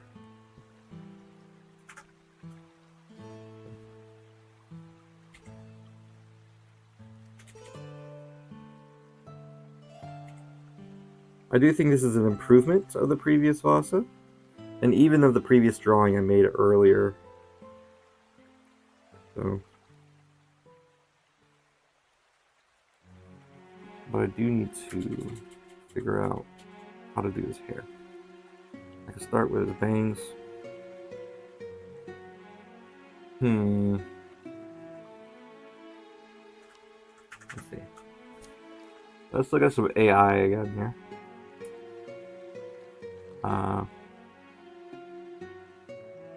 I mean,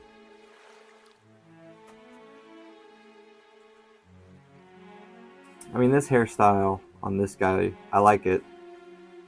Very Incredibles-esque vibe. He does seem much older.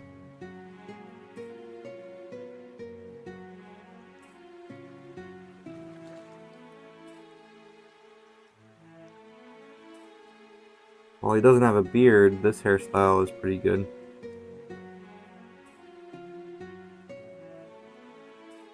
You could go with straight on military cut.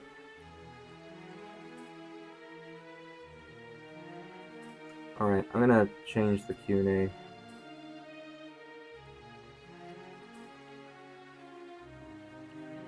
New Q&A is...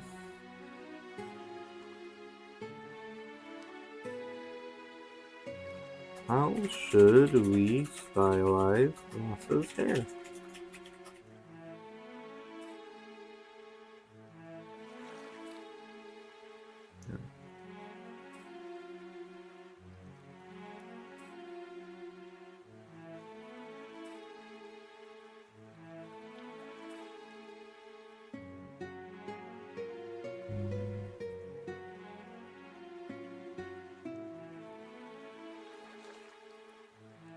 Okay. This one's pretty good.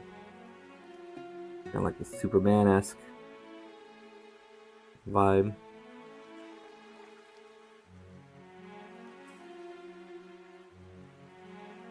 We could just give him horns.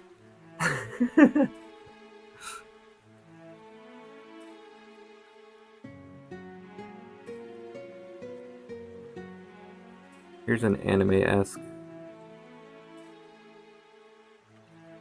with the hair going like that. That is some strange looking Japanese. That's not even Japanese. I can't read that.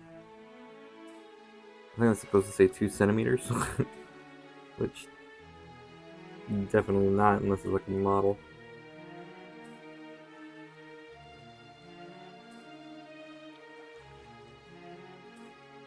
We can give him your, like, linky hair.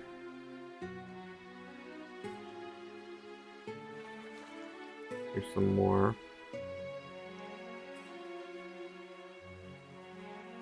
Take the elements you like from each. Man, look at that man's jawline.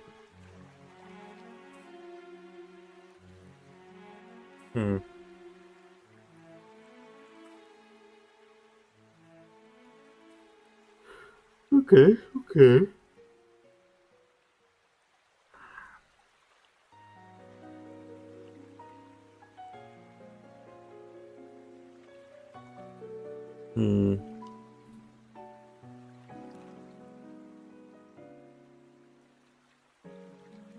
I sort of imagined him with, like, slicked back hair.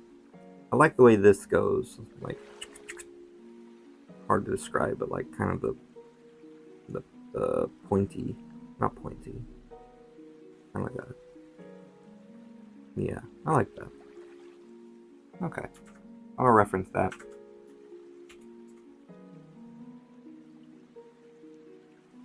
Oh, that's not. Doesn't look like it. Yeah.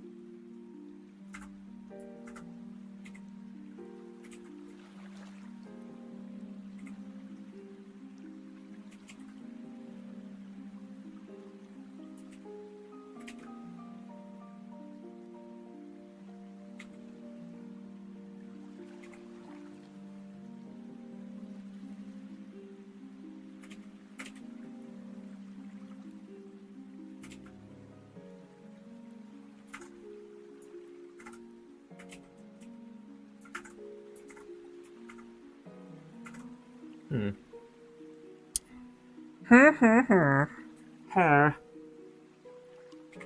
Not a lot of people know this, but hair is hard.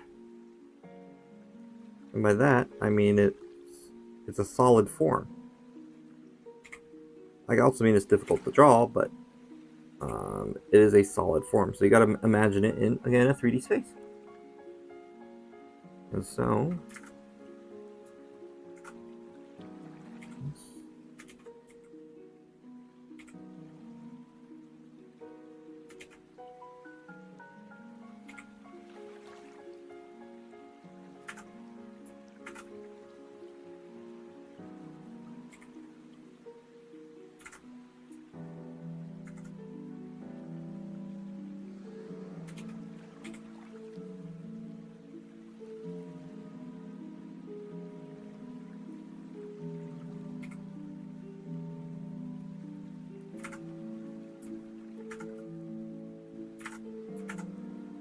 Let's see, do I like the curve? Ooh. Okay. Okay, I like that. I think I'm pretty good. Yeah.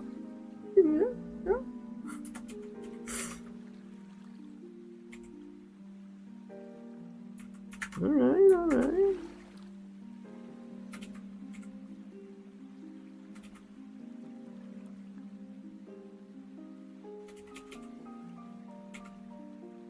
I don't want to make that too long.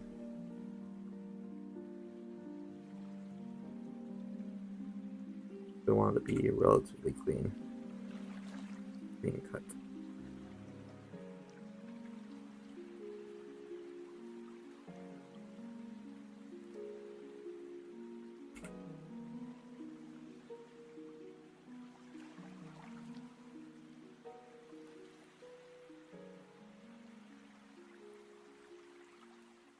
Alright.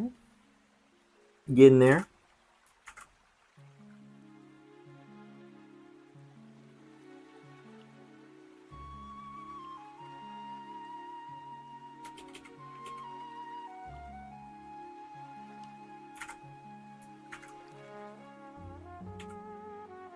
You know, sometimes I'm like, oh, I need to make it simpler. But then I'm also like, oh, wait, no, this is a manga. I don't have to do that.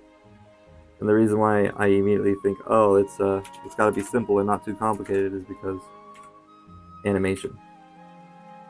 With animation, the simpler it is, the easier it is to recreate. And the easier it is to recreate, the better. Because then you can just draw it, you know?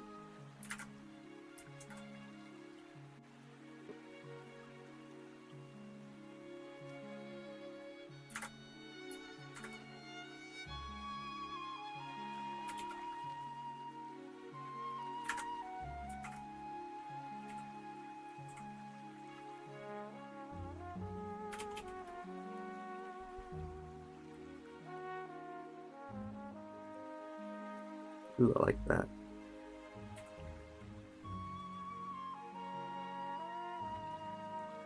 But yes, with animation you want to make it as simple as possible so it's much quicker to recreate. And you can also do that with manga and different things, but it is especially important in animation to have simple yet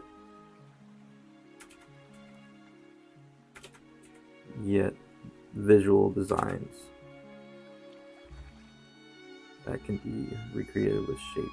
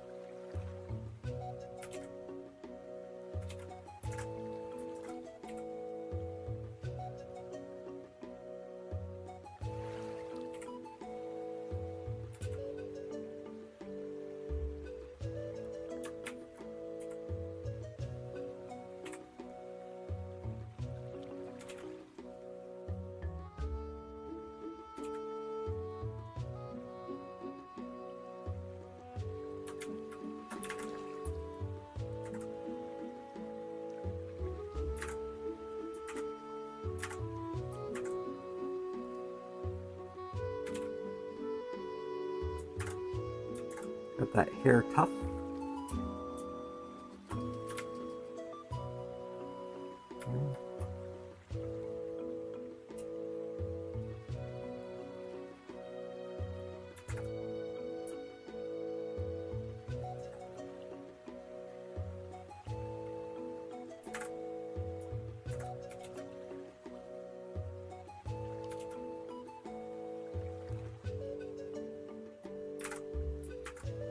And that was the first time I heard the Lon Lon Ranch motif in this song. So this is from Twilight Princess, this song. And sometimes they take music from one thing and they put it in the other thing. And it's like, oh, there it is. Cool. This is Kakariko Village, I think? I don't know. I'm just saying things you don't understand because you haven't played Zelda. I'm curious as to what this song is. I think it's Kakariko.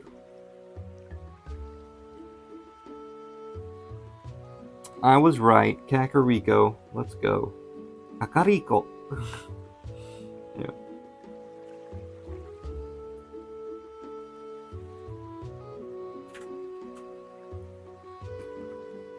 Let's see, what time is it? It's 8. I have about 30 minutes left. I think I'll be able to finish the hair? Maybe not.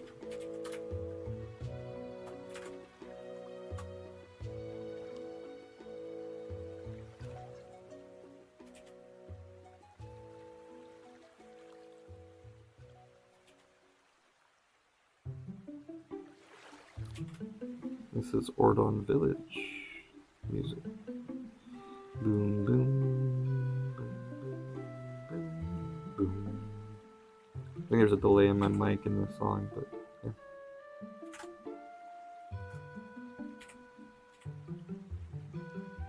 Okay. I like this hair tuff that I did. Pretty good. I'm gonna make one more little.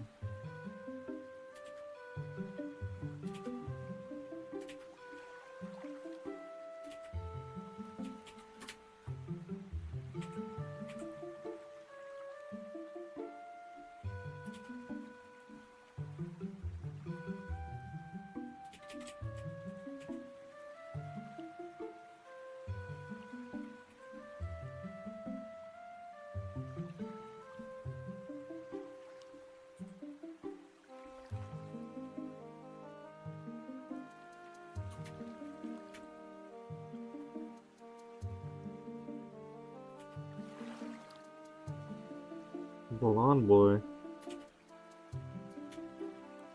Good.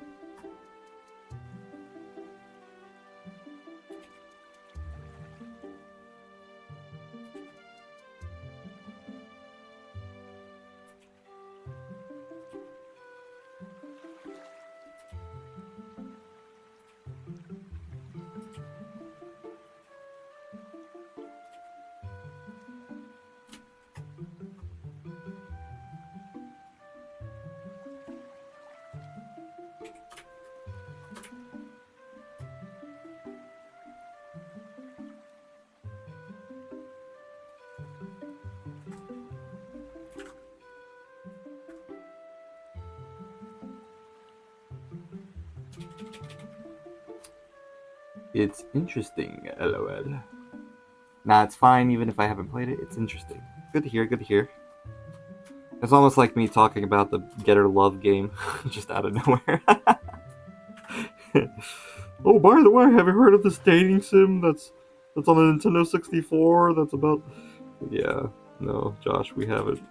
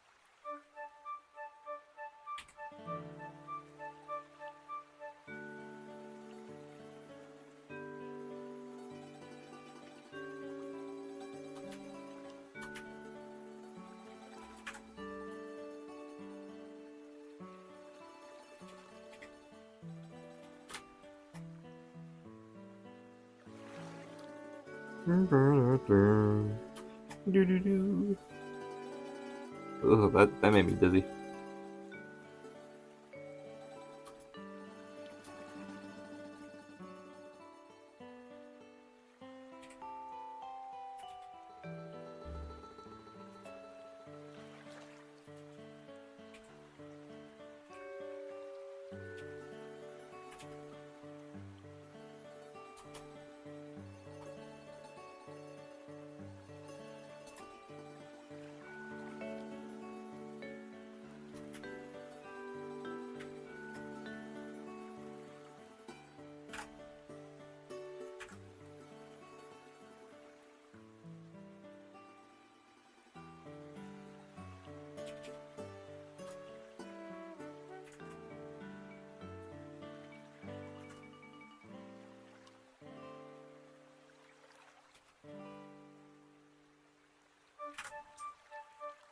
I have gotten very quiet. I want to get better at streaming, so I need to continue talking.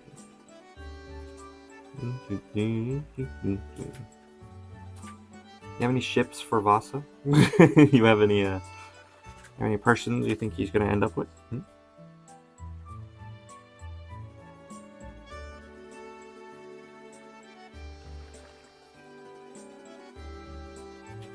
I don't know. I don't really have much for shipping wars when it comes to things. This is a kind of an aromantic story. Not much romance going on.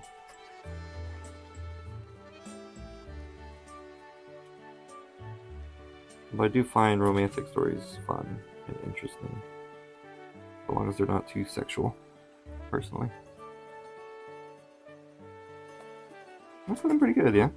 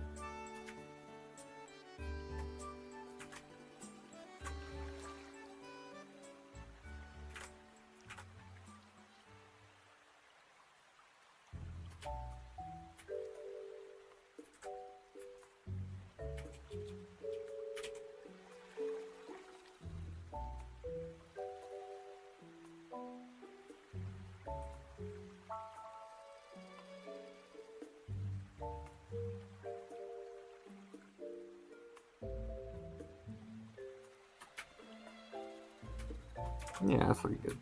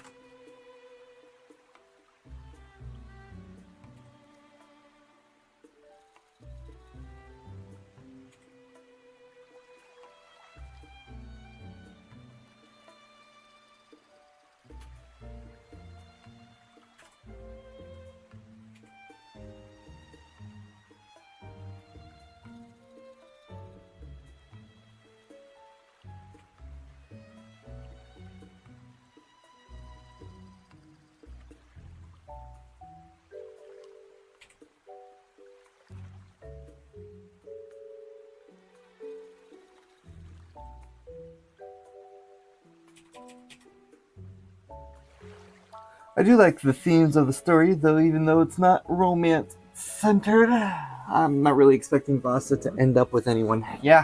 Yep. Same here, though he is a hunk. He is a chunk of a man over here. Vasa?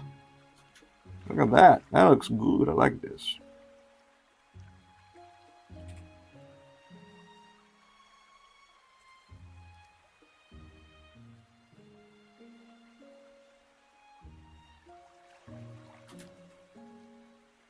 Yeah, that's looking good.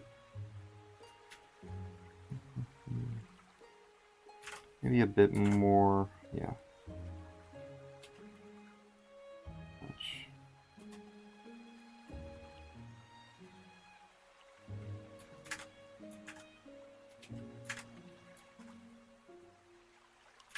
Oh, how did he do that? I say he, but it's an AI.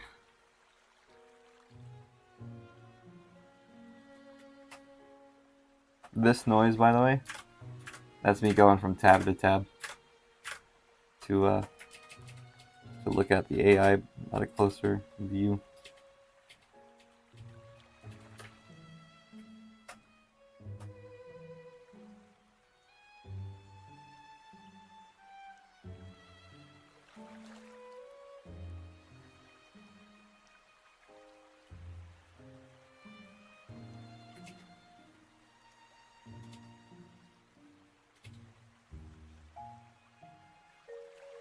Yeah, I'm getting more of Death Note vibes rather than rom-com vibes. Though I will say, it would be funny if someone were to make a rom-com out of this. Which they are absolutely allowed to do. If they choose to do so. Because this is Copyleft. You can do whatever you want.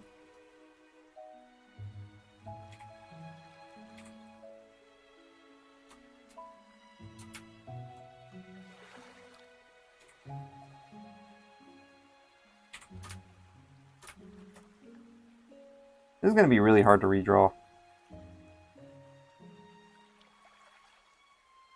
That's good. That's fine. I just gotta think of it in chunks and then go from there, I guess.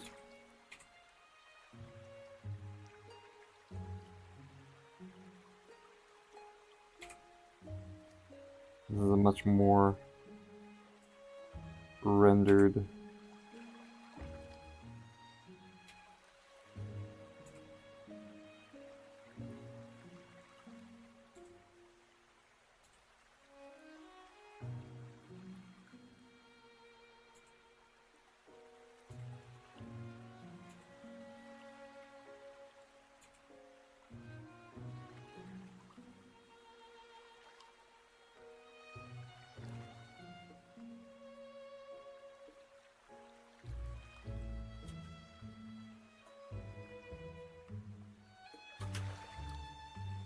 Woohoo!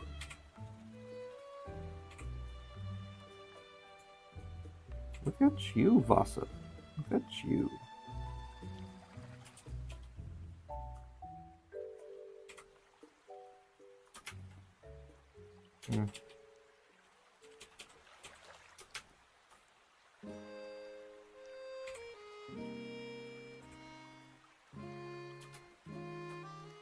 Yeah.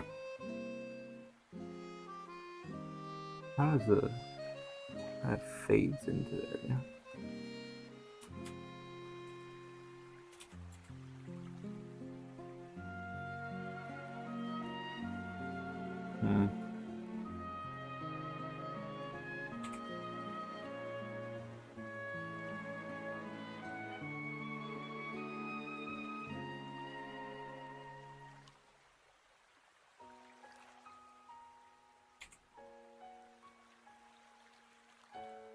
Ooh, yeah, that's a good idea.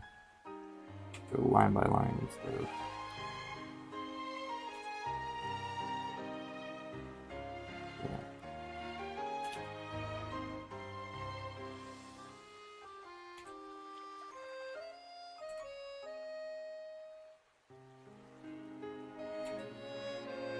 Man, it's raining outside.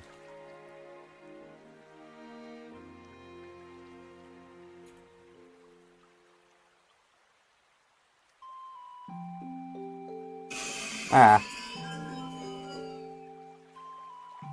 Okay. Time for me to, will... yeah, a spin-off. Will Vassa find love again? Stay tuned. This might be oh, what's it called? The Hunchback of Notre Dame direct to VHS sort of sequel.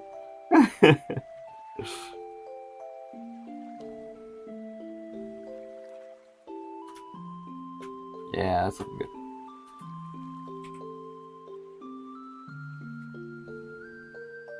But it is time for work. Time for Joshi to go. Unfortunately. Man, I was just getting started on the hair. Looking good though. Let me erase this real quick. I'll undo it because I'm gonna need it for his mouth, but undoing this, I want to see what he looks like. I want to see what your cleft chin boy looks like. Ah.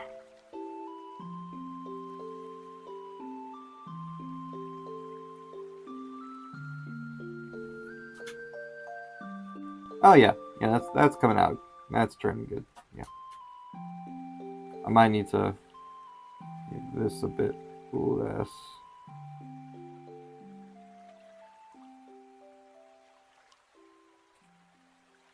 don't want to do too much here, but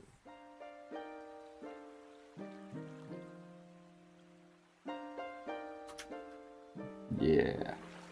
Yeah, boy. Pretty good progress today. Eyes, nose, and partially hair completed. Yep. I would say the nose is a little small still. But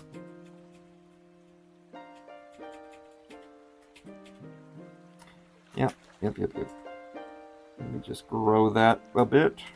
You got a cute little button nose. He's got a manly vascular nose.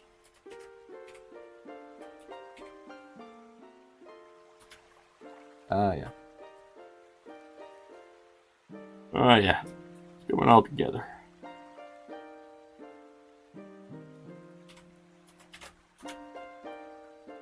Yep. That's how I see Vasa. I like it. Do you ever think about viable when you're going about your day? All the time. Yes, I do. Yeah. It's in my mind. Pretty often, actually.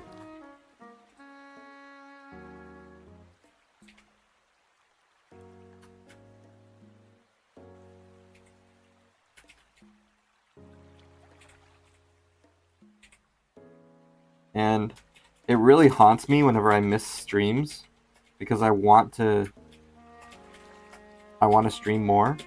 And so I'm like, okay, I'm gonna stream today. And I'm like, nope, I'm not waking up today. And then I run late for work and I'm like, ah.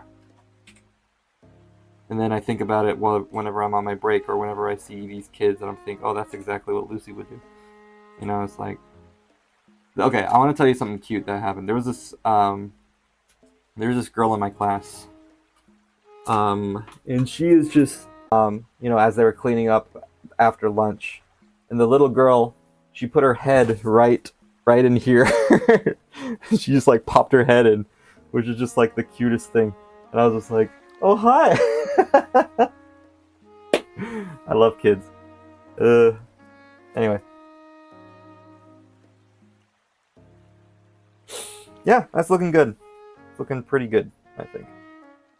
Yeah, that's so cute. Yep. Ah, we're doing good.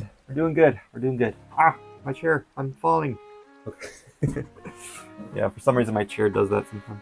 But yes, I think it's pretty good so far. Yep, I saved it. This is a much better, and it's a full body one too. It's not just. Yeah, it's not just the head, and the head is looking good. Those is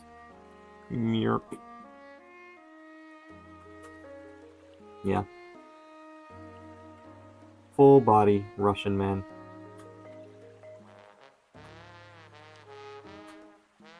Should I make the eyebrows darker?